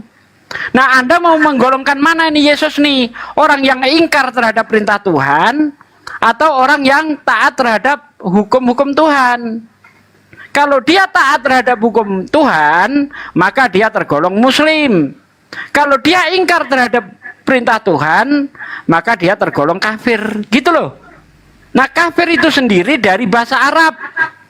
Dari kata kafaro. Ya'furu kufron, yang artinya menutup. Bahkan diadopsi oleh bahasa Inggris, kafir artinya juga penutup. Jadi jangan membuat istilah sendiri. Setiap bahasa punya kaidah. Ya, kafir itu artinya orang yang menutup boleh saya diri jawab? dari perintah Tuhan, gitu Bang. Ntar dulu. Yesus itu menandakan dia muslim, artinya Yesus itu berserah diri. Jadi segala hidupnya di muka bumi ini dia pasrahkan kepada Tuhan yang mengutus dia. Contoh nih, di Matius 26:39, Yesus itu sujud dan berdoa kepada Tuhannya. Jadi Yesus itu tidak pernah berkehendak atas dirinya sendiri. Semua kehendak Tuhan yang mengutus dia. Itu artinya dia muslim. Data di Bible jelas kok. Yesus berkata, aku akan pergi kepada Tuhanmu dan Tuhanku. Jadi Yesus bertuhan. Buktinya kalau tidak bertuhan, kenapa dia berdoa? Dia berdoa kepada siapa? Artinya Yesus itu muslim, berserah diri kepada Tuhan yang mengutus dia. Itu data di Bible, nggak bisa dibantah. Berarti itu dasar kalian itu mengatakan bahwa Yesus muslim. Hanya itu aja karena Yesus Iya. Nah sekarang bantahlah. Kamu sekarang bantah Yesus bukan muslim. Silakan.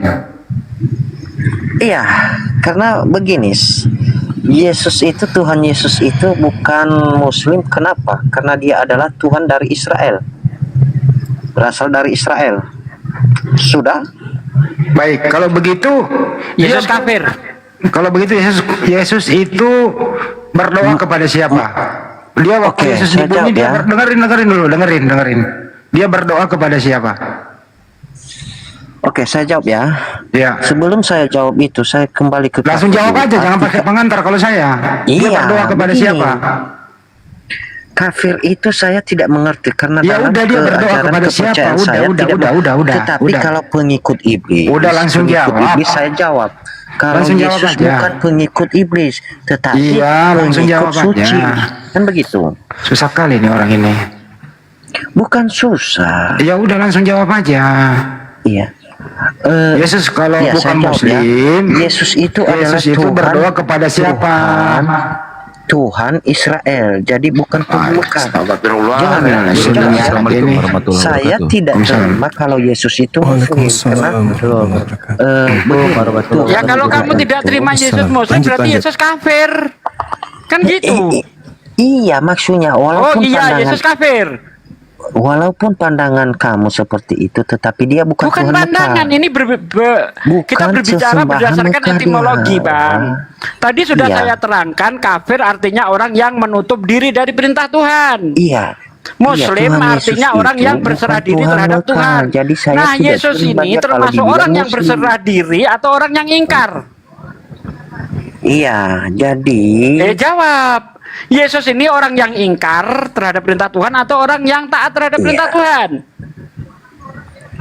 iya, dia taat dan memberikan Berarti ketaatan. Muslim dia kalau taat, Bang. Muslim Oh. artinya taat terhadap perintah ngaku-ngaku Tuhan. kamu. Paham? Mana Tuhanmu, mana yang kau ikuti dulu? Yang di Mekah itu, jangan kau ikut campur sih ini? semuanya. Apa sih kau ini nerocos Emangnya kamu kemana-mana? mengikuti Yesus? Kamu mengikuti Yesus? Kau percaya kepada dia? Enggak. Kalau saya percaya, kalau saya percaya apa yang tertulis di dalam Bible tentang Yesus bahaya, Bang. Udah salah Nanti saya jalan percaya kamu Yesus ini. pernah nyuluh maling, gimana coba? Nih, udah salah jalan. Udah Kalau Pak saya De. percaya sepenuhnya bahaya nanti. Karena di situ Yesus dikatakan orang gila, masa saya percaya, Bang? Yang lucunya kamu Udah tidak pada percaya layani kepada aja, dia, udah. tapi kau kait-kaitkan dia dengan Kasih Banyuma dulu. golonganmu. Kan begitu. Banyuma kan ini ada nih aneh. Oten di Banyuma nih. Dicerahkan dulu. Yesus katanya bukan muslim. Iya. Dasarnya apa? Jangan Berkata heran seperti itu. kalau saudara kita mengatakan Yesus itu bukan muslim. Bahkan mereka membantah Yesus itu bukan manusia katanya kan. Berarti demit. Jadi tidak usah heran kalau saudara kita mengatakan Yesus bukan Muslim. Cuman yang sasaran kita adalah yang dibawa nih, yang mendengarkan. Jadi saudara saya, siapa namanya ini, meragukan. Muslim itu adalah orang yang mengasihi Tuhan. Muslim itu orang yang mentaati Tuhan. Muslim itu orang yang menyerahkan orang, ya itu definisi Muslim, Bang. Masa mau dilarikan dari definisinya? Muslim itu begitu. Iya, Bang. yang saya tidak terima ini bahwa Ya. Yesus itu seorang Muslim. Saya sangat tidak terima karena begini, kalian tidak percaya dengan Yesus dengan perkataannya. Mengapa kalian kaitkan dia dengan Muslim, dengan golongan kalian? Kan itu pertanyaan saya. Sebenarnya yang Anda harus pahami itu. Berarti kalian tahu bahwa Yesus ini adalah jalan benar. Betul. Jadi gini ya Bang, gini. Kenapa kami mengatakan Yesus itu Muslim? Muslim itu adalah manusia yang berserah diri, tunduk, patuh secara total terhadap perintah Tuhan yang datang kepadanya. Kami membaca dalil, Bang. Yohanes 14:31. Dunia harus tahu. Berarti kami termasuk kan? Kata Yesus, dunia harus tahu. Apa itu? Aku ini selalu dan senantiasa mengasihi Bapa. Bapa ini Tuhan kan? Aku melakukan segala sesuatu seperti apa yang diperintahkan Bapa kepadaku. Berarti Yesus pasrah. Yesus tunduk kepada apa yang diperintahkan oleh Bapa kepada dirinya. Di dalam kaidah Islam itu disebut orang Muslim. Sedangkan orang Kristen itu adalah orang yang menyembah makhluk yang keluar dari kubur pada hari ketiga. Nah, Yesus tidak melakoni itu. Yesus tidak melakukan itu. Orang Kristen orang yang makan babi, orang yang merasulkan Paulus, orang yang masuk gereja, orang yang tidak bersunat. Yesus tidak begitu. Yesus itu senantiasa mengatakan dunia harus tahu, seluruh orang manusia di bumi ini harus tahu bahwa aku Yesus mengasihi Tuhan dan bahwa aku Yesus melakukan segala sesuatu seperti apa yang diperintahkan Tuhan kepada aku. Berarti Yesus bukan Kristen, tetapi Yesus adalah Muslim. Begitu saudara. Tidak ada pemaksaan, tapi Bible yang menyajikan data itu. Bahwa Yesus adalah hamba saya Tuhan sekarang ini, yang senantiasa melakukan apa yang diperintahkan kalian Tuhan mengklaim bahwa kepadanya. Tuhan Kan Yesus begitu. itu Muslim dengan dasar apa? Apakah karena dia berdoa kepada Bapa itu? Karena Hanya dia itu aja menghambakan diri. Karena dia menghambakan diri begitu taat kepada Tuhannya. Maka dia dalam Islam disebut Muslim. Itukah yang namanya Muslim? Begitu. Ya, berserah diri, melakukan segala apa yang diperintahkan oleh Bapa kepadanya. Yohanes 4 nomor 34. Makananku adalah melakukan setiap apa yang diperintahkan Bapa untuk aku lakukan. Tuh, Muslim dia berserah diri kepada apa yang Tuhan sampaikan, yang Tuhan perintahkan. Yesus tunduk terhadap perintah itu. Berarti Tuhan Yesus saya kau samakan dengan kalian ini? Bukan. Itulah. Lah sekarang bedanya menurut sampai Anda ke Yesus situ dengan akal pemikiran kita. bedanya Kan begitu. Yesus dengan kami Muslim apa? Yesus lahir, kami lahir. Yesus bermukjizat. Yesus Banyak bedanya, manusia, berkuasa. kami manusia. Banyak bedanya. Apa bedanya, Ibu? Apakah Anda berkuasa? Kebiasaan Yesus sebentar dulu meragukan. Kebiasaan Iya. Yesus berhari Sabat. Nah, itu Sementara- karena dia orang Yahudi, manusia kan? Kebiasaan Islam berhari Jumat. Ya, sama-sama manusia, punya syariat, yaitu beribadah pada hari di mana Yang mereka bilang dia bukan diperintahkan. manusia siapa? Nah, bagus tuh. Manusia Yesus ini Muslim atau Kristiani? Ya, nggak Muslim, nggak Kristiani. Siapa bilang itu Nggak ada. Muslim? Ibu Karyana, Muslim itu apa? Bu, jadi cocokologi. Tanda-tanda Ya, bahwa enggak, Muslim golongan itu apa? penyembah Muslim berkah, itu kan apa? begitu. Kan Yesus disebut Tanda-tanda sebagai bahwa orang penyembah soleh. berkah. Kan Kalau begitu. dia orang soleh berarti dia Muslim. Ibrani 5 nomor 7, Yesus disebut orang soleh. Orang soleh itu muslim. Muslim sudah pasti soleh, soleh sudah pasti muslim. Gimana ini? Psikologi. Kok cocokologi? Makanya jangan menggunakan istilah Islam. Sekarang saya tanya kepada saudari ini atau siapapun yang ada di sini, soleh itu apa? Ya. Soleh adalah Tidak ada, Yesus tidak mengenal muslim. soleh itu apa? Yesus itu tidak pernah. Kalau bahasa daerah kami soleh itu adalah tempurung, Bang. Beda. Oh, berarti Yesus tempurung. Lah, Ibrani 5 nomor 7 Yesus tempurung gitu. Apa hubungannya? Ya itu dia, saudara kita ini mengatakan soleh itu tempurung. Sebagai manusia, Yesus mempersembahkan doa yang sungguh-sungguh kepada Tuhannya yang sanggup menyelamatkannya dari kematian. Dan atas kesolehannya, doa Yesus dikabulkan. Itu dalil. Mau kemana kita? Yesus soleh, ya dia muslim. Tidak ada Yesus itu Kristiani. Kristiani itu... Anehnya, Bang Juma, anehnya ini si bunda yang bunga-bunga ini menghujat, tiba-tiba di detik yang sama kalian bilang Yesus Islam. Bingung orang jadinya. Kita baca dalil. Di detik yang sama menghujat. Di detik yang sama kalian bilang Islam berserah diri. Saya kalian tidak akui Yesus membenarkan. soleh. Saya tidak membenarkan. Kadang-kadang kalian bilang Yesus mencuri. Kadang-kadang kalian bilang Yesus Dalil. soleh. Sama Dalil kalian. Sama Bebel kalian yang mengatakan hitam, sama itu. kalian yang putih, ya sama kalian yang matang, sama kalian yang matang. Bebel yang menyajikan itu di Al-Quran nggak ada di Bible. Yesus mengambil keledai orang tanpa izin. Aduh, karena nggak mengerti. Saya bisa jelaskan itu. Bagaimana caranya Anda membuat kami mengerti seseorang yang mengambil barang orang tanpa boleh aku izin? jelaskan itu? Boleh, silakan. Oke. Silakan. Yesus itu punya indera keenam nih, ya, dengarkan. Jadi kalau punya indera keenam di boleh Israel, mencuri. sebentar. Di Israel ada tembok Israel. Nah, di situ saling kenal semua di tembok itu. Di tembok Israel itu Yesus bercakap-cakap dengan murid-murid di luar dari tembok itu. Lalu indera keenamnya artinya gini, nanti di sana di dalam tembok Yerusalem itu orang-orang Israel ada di situ, dia unjuk warga yang dia sukai. Nah, itu aja dia Yesus punya indera keenam tahu bahwa di situ ada keledai. Orang murid-muridnya pun bingung. Tahu ya di sana ada keledai yang ada anaknya.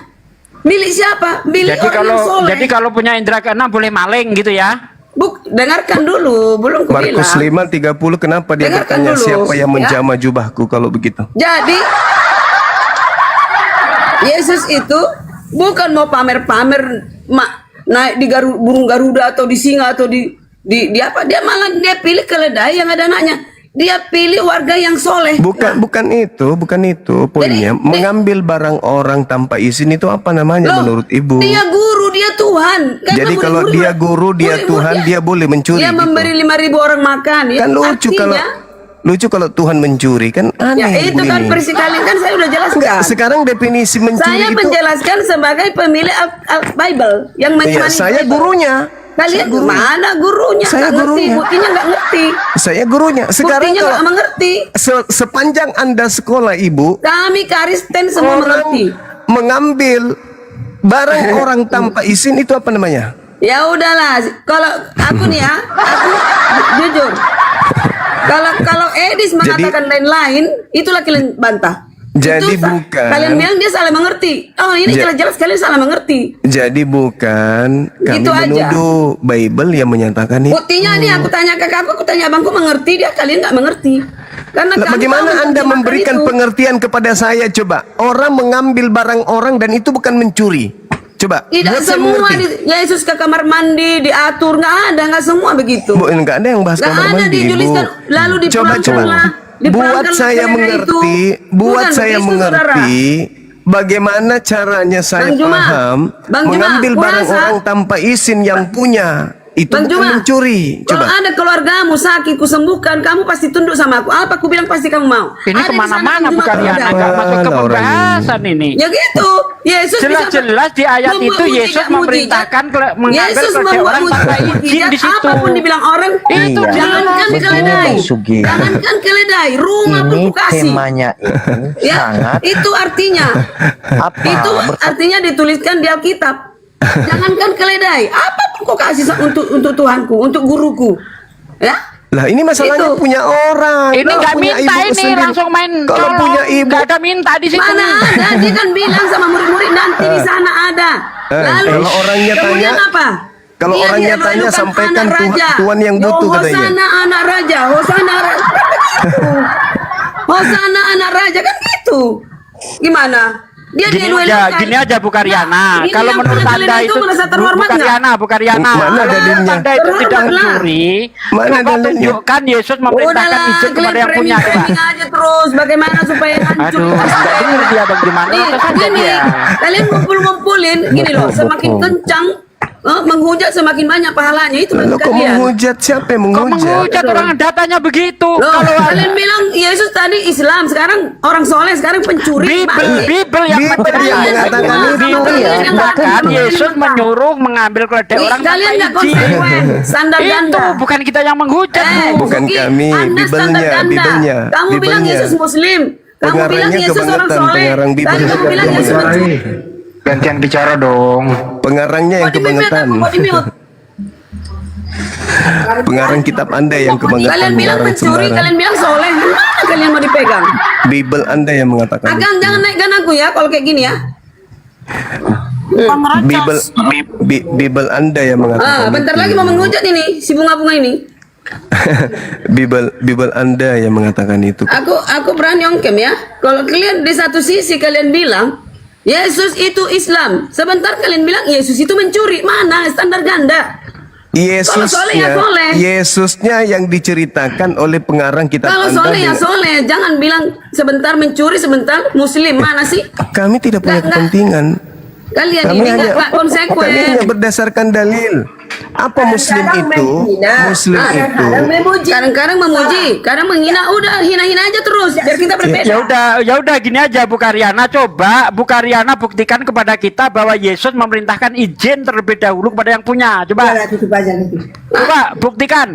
Yesus Ya, juga ayo kita memerintahkan diskusi. izin kepada yang punya. Ada Ayo enggak? kita diskusi, bisa nggak bicara nih? Yang Ada enggak Enggak, Yesus aku menyuruh turun. izin? Bu, saya tanya dengan bisa nggak Anda. bicara? Coba. Dengar menghujat. pertanyaan saya. Adakah Yesus memerintahkan izin kepada yang punya keledai? Ada enggak? Loh. Ini ayo kita ini yuk, kita baca. Ada yuk. enggak, Bu? Enggak. Jawab aja. Ayo Ada kita enggak? baca, kita Ada. teliti. Ya Ayo kita udah. baca. Oke, baca silakan. Markus 11 atau Matius 21 Onken atau kamu Lukas di atas 19. berdua. Sugi, onken di atas berdua. Enggak, sama Bang Juma aja. Lanjut Lanjut Oke. Saya lagi ndak Aku menghargai yang menghargai aku. Oke. Gitu loh. Silahkan Anda buka. Anda baca baik-baik di mana di situ Yesus memerintahkan izin Ya. kepada yang punya. Dengar dulu ya, jangan di mute. Tolong beri saya waktu baru nanti dibantah. Aku Oke. baca. Matius 21. Yesus dia di Yerusalem. Dia lalukan artinya dia sebagai raja. Nih ya. Ayat 1. Ketika Yesus dan murid-muridnya telah dekat Yerusalem. Nih, dekat Yerusalem ya, bukan di Yerusalem. Yerusalem itu ada temboknya, di situ ada warga-warga dan saling kenal satu sama lain. Sesama Kristen, di luar itu dianggap mereka adalah kafir. Oke? Ini kemana-mana. Nah, aku udah Terus, baca kitab. fokus. Ya, jangan kamu bilang kafir itu. Ya udah, orang bodoh, bukan. itu perintahnya ada Tidak izin dan beragama. silakan dibaca. Di luar dari tembok Israel adalah kafir. Nih ya. Ini baca. apa sih? Ini Ayat orang yang 1. dibahas. Dengar dulu, kan aku bilang tadi, dengar dulu. Kan aku harus ada tambahan. Arti kafir udah aku jelaskan kan. Yang tidak beragama, tidak beriman, tidak mengenal Tuhan. Ini nggak Bukan bahas bodoh. kafir ini. Ini kita buktikan Nggak Yesus ada maling kata atau kafir bukan. itu Ini yang hasil kita bahas. curian itu, Udah hasil diam dulu. curian. Bentar.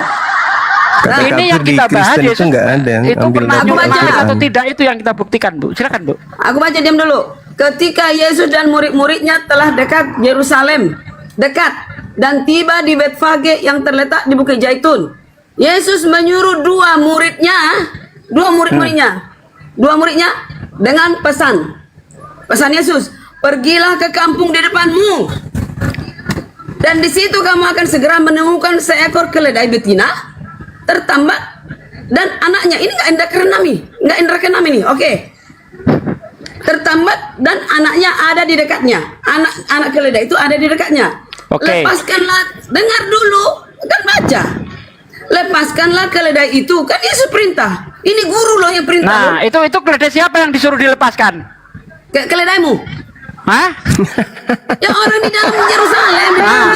Ada perintah enggak di situ? Minta izin dulu sama yang punya, ada enggak? Memang ini, aduh. Loh, Katanya kenapa saya tanya Ustaz. baik-baik, Bu, berdasarkan ayat Belum itu. selesai ku baca, Ustaz.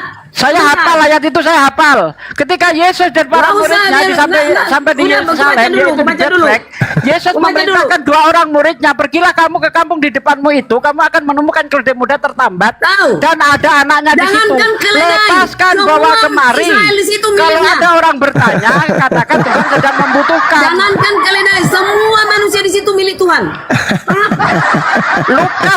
Lukas 19 ayat 33. Firman yang menjadi manusia, Bu, bentar. orang yang di situ miliknya. Lukas 19 ayat 33, keledai itu ada yang punya. Baca Lukas 19:33. Coba. Aduh. Lukas 19 Aku ayat nih, 33, kalau aku ketika pemilik para keledai, murid melepaskan keledai aku itu, menangis. bertanyalah orang Ya yang punya Tuhan, keledai itu, kok mesti keledai mengapa yang kamu dipilih? melepaskan keledai itu? Pertanyaan yang punya keledai kepada para murid itu menunjukkan bahwa keledainya sedang dicolong. Ada yang Iya. kehilangan keledai. Ya. Ada yang kehilangan Ada yang keledai. kehilangan keledai. Mengapa kamu melepaskan keledai itu? Berarti orang yang diambil keledainya ini tidak tahu kalau keledainya mau dipakai Kan? Yesus. Belum ku baca. Ini artinya para murid Yesus Tadi sedang baca. maling Setelah aku baca, kayak udah begitu ngerti. itu. Sekarang dia bilang ini dia menghina Ini sekarang. Bible, katanya ini Muslim. Bible yang ngomong. Kita bicara Katanya Bible. mudah. Ini belum Di ku baca. Bible itu kadang Yesus ku baca. diceritakan orang baik, kadang Yesus diceritakan seperti maling Iya, gitu. kamu Jadi di dalam semakin Bible menghina semakin banyak pahalamu bukan itu. menghina, Bu. Itu yang tertulis di dalam Semakin Bible. kamu menghujat, Kadang semakin banyak Yesus itu pahalamu. diceritakan Itu adalah- seperti orang baik, itu kadang dia. diceritakan seperti maling, bahkan kadang diceritakan seperti anak durhaka. Aku tahu Karena jihadmu, Yesus Sugi. tidak pernah memanggil Sugi. ibunya dengan Jihad, sebutan ibu, jihad. Ya, tapi ya, ya, Yesus ya, ya. memanggil ibunya dengan sebutan Ya. perempuan, seperti memanggil Benar. seorang pelacur. Ini Bible itu menceritakan Yesus ini kadang baik, kadang seperti maling, kadang seperti anak durhaka begitu. Silakan akhir Jumat, saya cukup dah. Ya, Ibu Karyana, diteruskan dibaca dulu Ibu. Tahu. Diteruskan dibaca. Katanya baca, giliran dibaca udah ngerti. Udah tutuplah, tidak Giliran suci, dikasih tidak pengertian suci. nggak ngerti. Tidak suci pembicaraan, tutup. Ya memang, jadi berdosa aku dibuat. Tidak ada yang suci.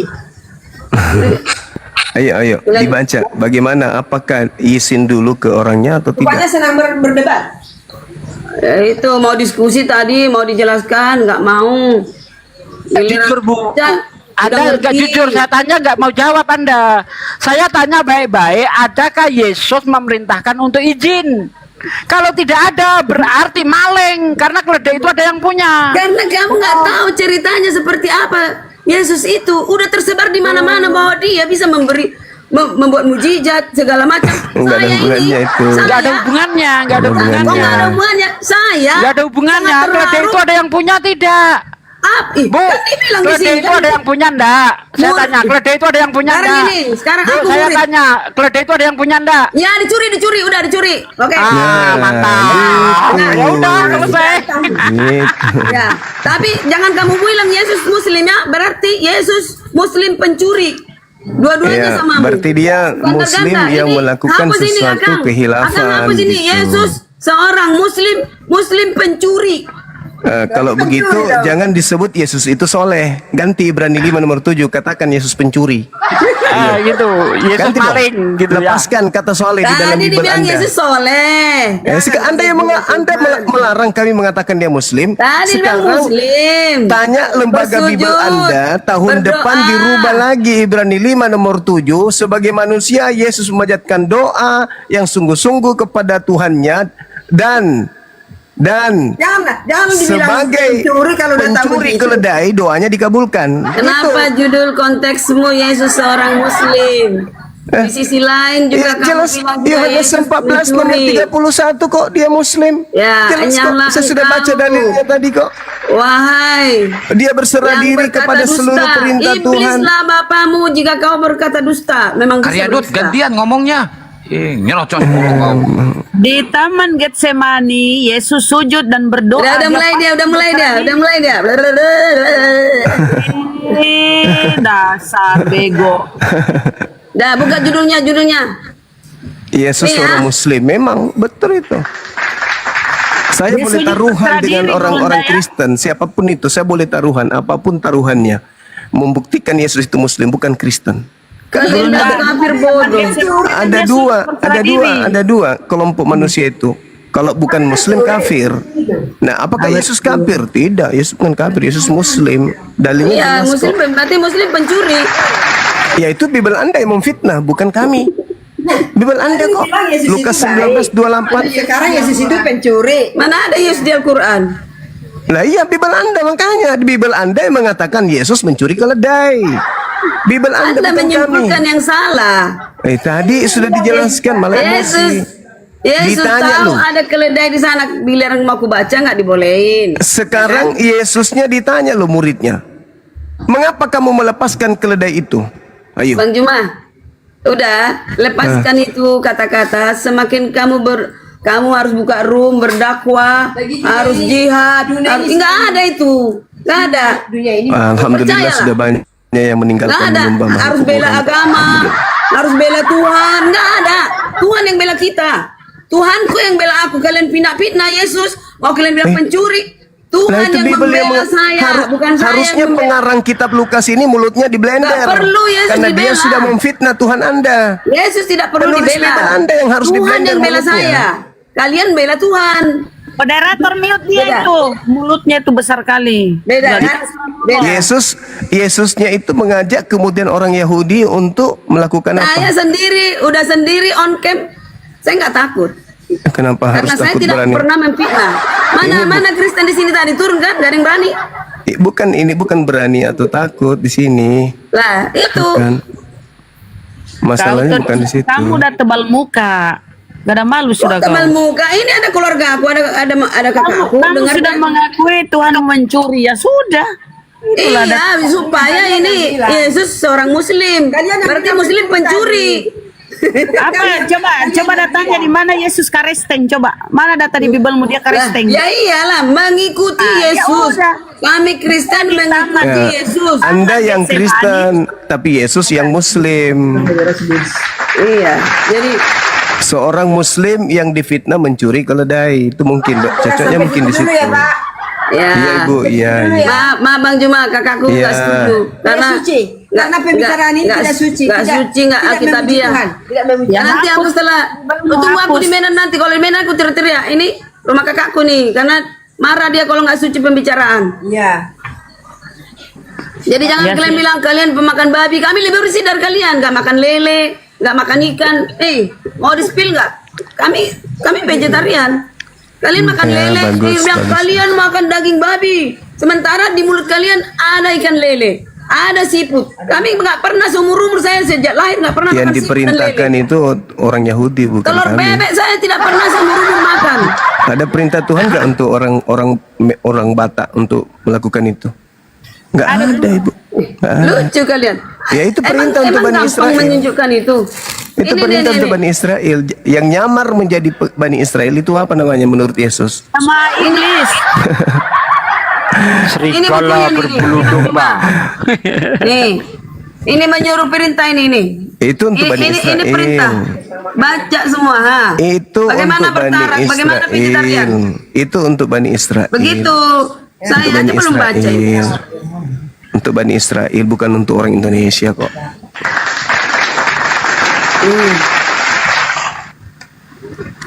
Orang yang ngaku Bani Israel padahal dia bukan Bani Ini Israel. bunda, satu-satunya kedamaian pikiran. Kalian ganas terus karena makan siput, makan ini, makan itu. Kami nggak ada.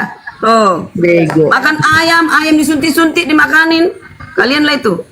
Kalau Ya. kau mengikuti itu, kau mengingkari Rasulmu, si Paulus. Kata Paulus semua halal. Kata si Paulus semua halal. Kalau kau melakukan hukum Torah, kata Yesus, tidak seorang pun dibenarkan karena melakukan hukum Torah. Kata Berarti Paulus. kau Hanyalah engkau Bunda Rahma karena iblislah Kata Paulus itu. Berarti kau Permisi ya. mengingkari. Berarti kau Paulus mengingkari- iblis. Akang permisi. Iya, jemaah iblis dia. Kau mengingkari Paulus, kabur toh. Berarti Paulus iblis. Yang dikatakan Bunda Rama berdasarkan kata Paulus, dia bilang itu iblis. Lah Paulus iblis dong kalau gitu, Bu Karyana, gimana sih? Sadar enggak ini orang nih? Serba salah dia Ustadz karena dia Advent kan. Lah Paulus itu tidak seorang pun dibenarkan karena melakukan hukum Torah. Nah, Aneh Bu Karyana ini. Ya ini Bang Den, Gimana? Muslim apa Kristen Bang Den? Assalamualaikum warahmatullahi wabarakatuh. Waalaikumsalam. Waalaikumsalam. Waalaikumsalam. Iya aneh ini siapa ini Bu Karyana ini. Wabarakatuh. Jelas-jelas Bible Islam yang Bang, menceritakan bagaimana Mau perbuatan sapa Bang, Yesus. semua Lah Bang. kok kita yang dituduh-tuduh gitu loh. Kita menceritakan apa yang tercatat di Bible. Jelas-jelas di situ Yesus itu memerintahkan muridnya untuk mengambil keledai orang tanpa izin. Mengambil tanpa izin ya nyolong. Gitu loh. Nah kalau mereka merengkel, oh itu nggak mencuri ya, tunjukkan di mana ayatnya Yesus memerintahkan untuk izin. Kan gitu seharusnya itu. Ini ndak emosi aja, nggak didengar apa kata orang. Ten. Ya Bang Den, apa yang mau disampaikan Bang Den? Biar saya naikin Oten lagi nanti. Bang Den. Loh.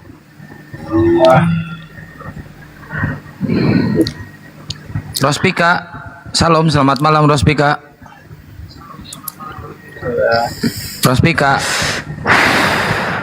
Rospika, selamat malam. Rospika.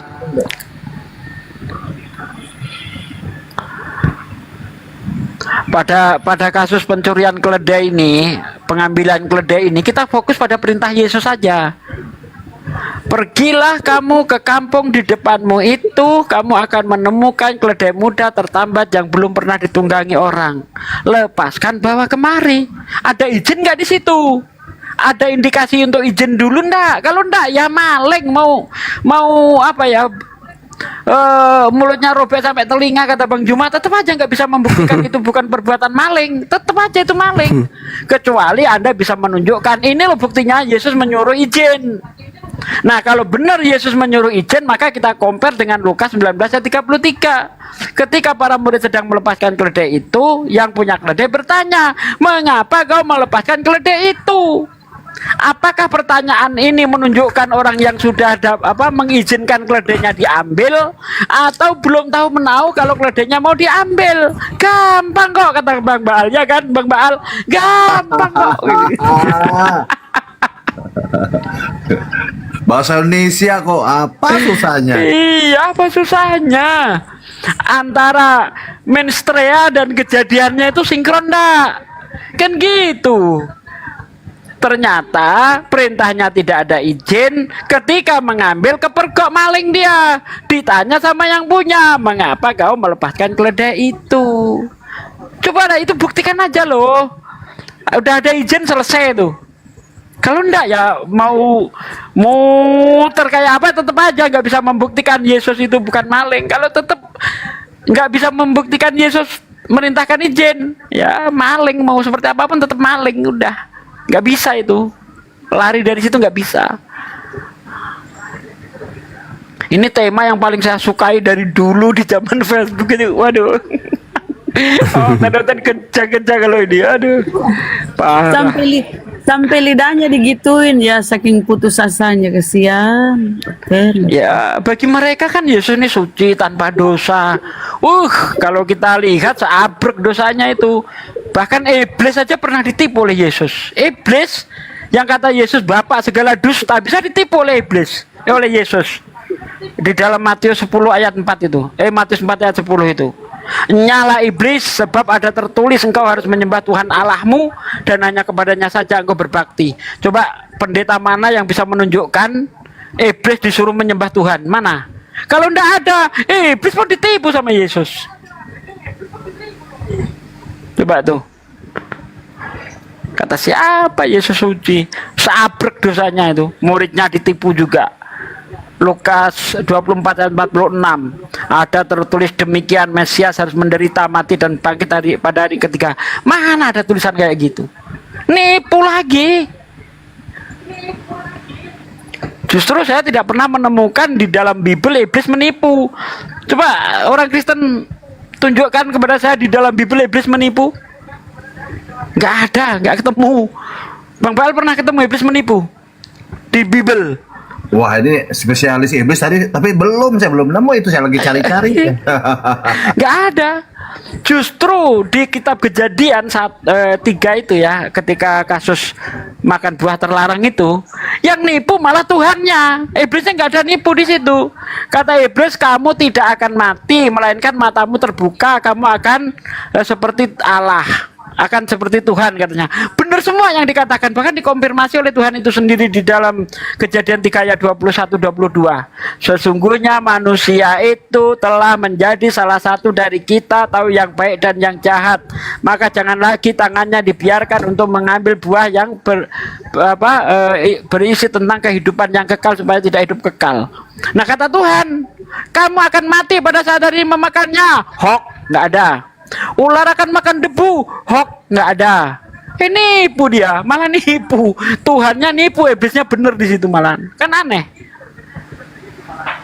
Berarti siapa ini bapak segala dusta ini? Kasihan. Kasihan Oten nih, Oten kasihan Oten. Mereka perlu dikasihani memang. Kalau kita kutip Bible-nya, dia bilang kita menghujat. Lucu. Di Bible-nya seperti itu. Emang agak lain nih Kristen. Maunya Karyana itu Karyano dibenarkan narasinya, diiakan. Ya jangan ke ini di gerejamu sana Karyano. Di gereja itu kalau di depan umat Islam itu susah untuk ditipu. Itu ada tamu disapa dulu tuh. Julius, Bang Julius. Assalamualaikum, selamat malam. Kristen saudara. Iya. Silakan. Iya. Yes. Silakan Pak. Iya. Temanya ini apa maksudnya Yesus seorang Muslim?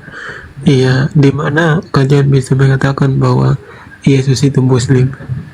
Di Taman Getsemani dia maju lalu sujud dan berdoa, ya Bapakku, sekiranya penyaliban ini bisa lalu di hadapanku, tapi bukan kehendakku yang jadi, melainkan kehendakmu yang jadi. Itu dia pasrah, berserah diri kepada Sang Pencipta. Itu namanya Muslim. Silakan Guru Nda. Oh, iya. Berarti, oke. Berarti Adam, ya kalian memfitnah Adam, semua para nabi bahwa Muslim ya. Pahami dulu definisi Muslim itu apa. Muslim itu apa? Iya, aku tahu berserah diri. Tapi apakah para nabi ini berserah diri kepada perintah Tuhannya? Iya, dia berserah. Ya, Muslim dalam kaidah Islam itu disebut Muslim. Apakah Yesus tunduk kepada perintah Bapa?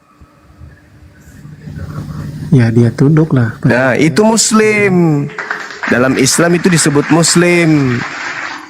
Iya, tetapi masalahnya gini Bang Juma ya. Masalahnya Islam itu bukan kata mulutmu atau kata siapapun juga, tetapi apa yang tertulis dalam kitabmu ya. Jadi apakah kitab itu sudah ada waktu mereka, sejaman mereka dan mereka iman itu? Karena itu bukan, Islam itu bukan tentang dirimu atau omonganmu. Pahami di situ dulu, jangan memfitnah lah. Kau memfitnah Adam Islam, ini Islam. Waduh, parah kali kalian ini, gimana sih? Sekarang begini, kalau kita berbicara mengenai Islam itu kan ajaran yang mengajarkan manusia untuk sampai kepada damai sejahtera. Aturan-aturan yang mendamaikan manusia. Itu Islam. Adam diberi aturan untuk mendamaikan Adam supaya dia sejahtera. Abraham, semua nabi termasuk Yesus diberikan perintah untuk Yesus sampaikan kepada kaumnya Bani Israel agar kaumnya Bani Israel itu damai sejahtera. Makanya Yesus mengatakan bahwasanya aku tinggalkan damai sejahtera. Artinya Yesus meninggalkan Islam. Kalau dalam kaidah Islam kami menilainya itu. Nah, pernahkah kemudian Yesus terindikasi Kristen? Tidak pernah. Kristen itu apa? Makan babi, menyembah Kristus, tidak bersunat, ke gereja. Pernahkah Yesus melakukan itu? Enggak pernah. Berarti Yesus tidak terindikasi seorang Kristiani, tetapi dia adalah justru seorang Muslim. Gitu saudara. Jadi Yesus itu Muslim, bukan Kristen. Itu aja.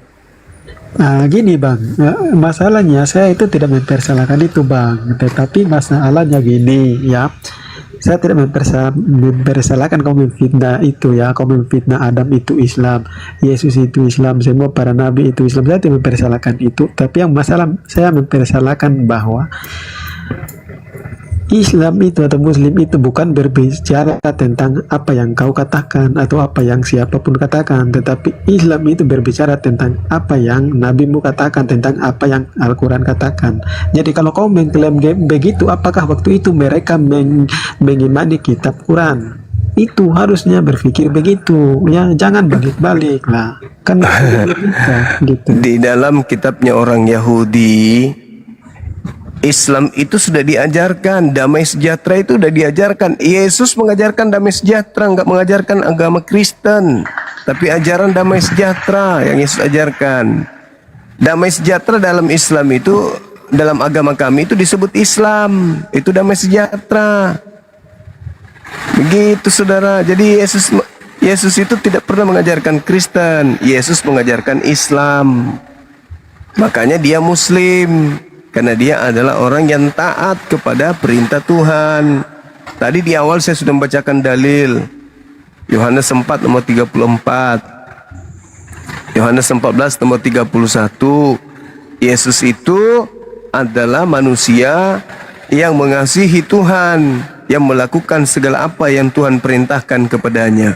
Dalam kaidah keislaman itu disebut Muslim, orang yang berserah diri, tunduk, takluk, patuh kepada perintah Tuhan.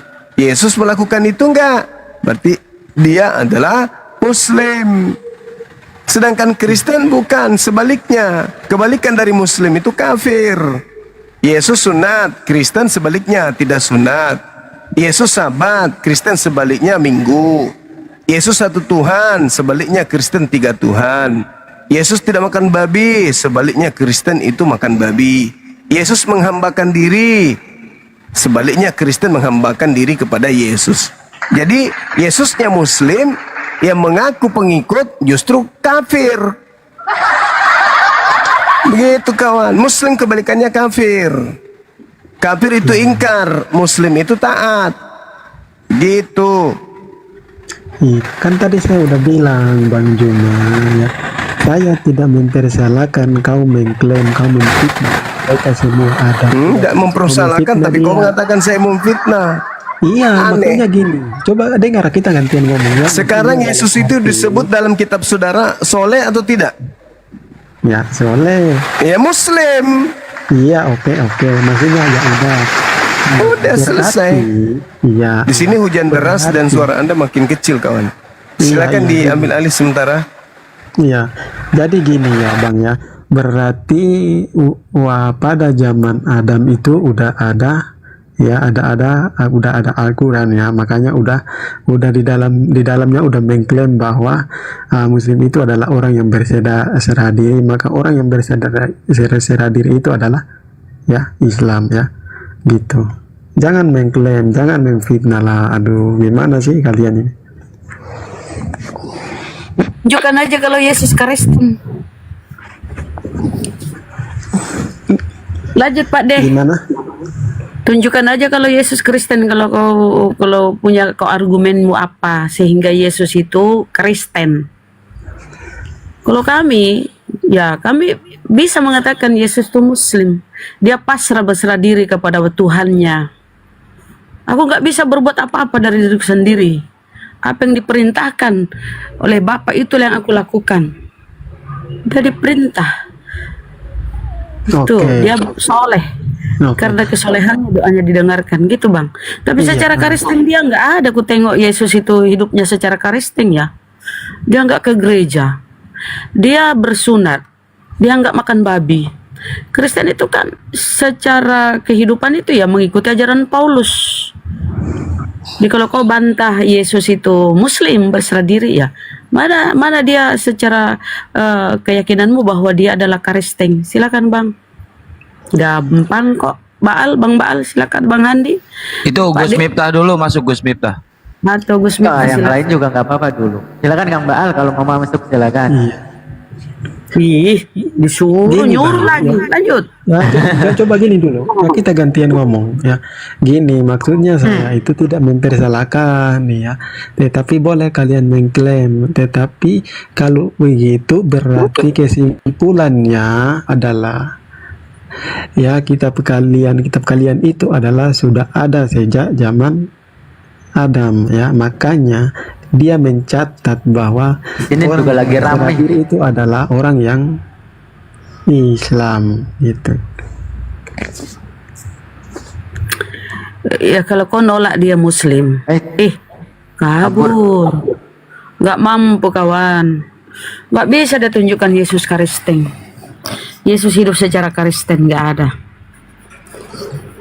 Aduh, padahal kita udah lembut ya. Nah, yang lain ayo.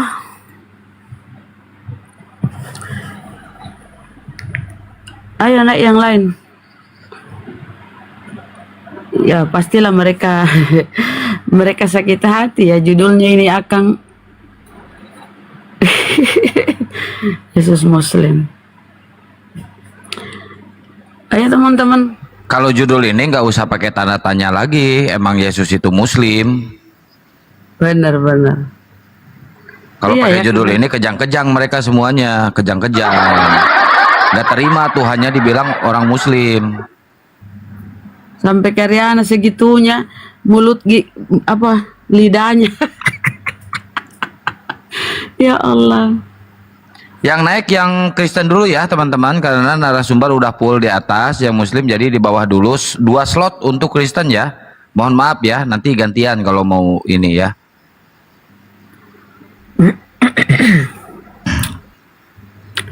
Kita di dalam Islam itu ya, setiap kita sholat kita baca doa iftitah. Inna sholati wa nusuki wa mahyaya wa mamati lillahi rabbil alamin. Sesungguhnya sholatku, ibadahku, hidup dan matiku hanyalah untuk Allah. Ya, kita diciptakan ini untuk beribadah kepada Allah. Itu makna daripada Muslim, berserah diri. Segala sesuatu kita sandarkan kepada Allah. Yesus kan begitu dia.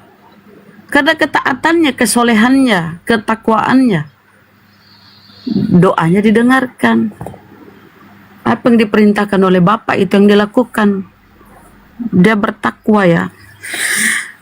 Tapi dia Kristen mana ya Yesus pun ada dikisahkan di Bible hidupnya secara Kristen gitu loh. Ayo teman-teman, semangat perjuangkan iman kalian. Ayo.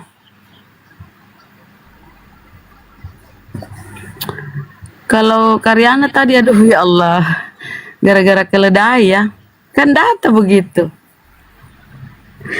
Belum lagi tuh Pak Dea kalau kita baca di Matius berapa 26 kah?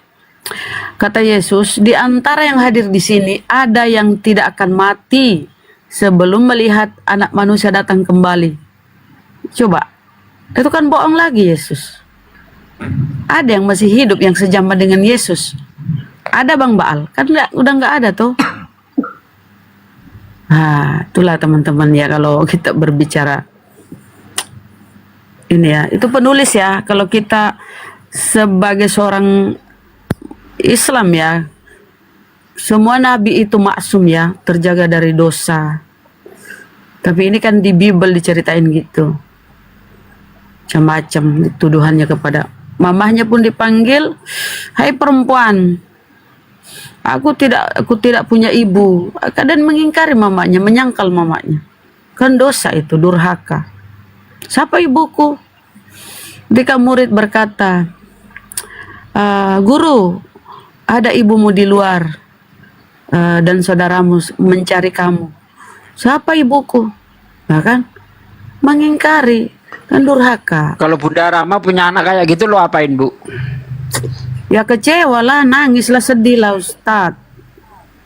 Ini kan ibu anak ibu kan tiba-tiba jadi orang kaya, pejabat gitu kan. Lalu mau berkunjung nih, lagi rame di rumah anak nih. Terus salah seorang yang kenal Bunda Rama ngomong sama anaknya nih, itu ibumu ada di luar. Terus anak ibu ngomong, siapa ibuku? Siapa bapakku? Oh, Langsung dikutuk jadi gimana batu kayak itu. gitu? Langsung Kalau dikutuk jadi batu.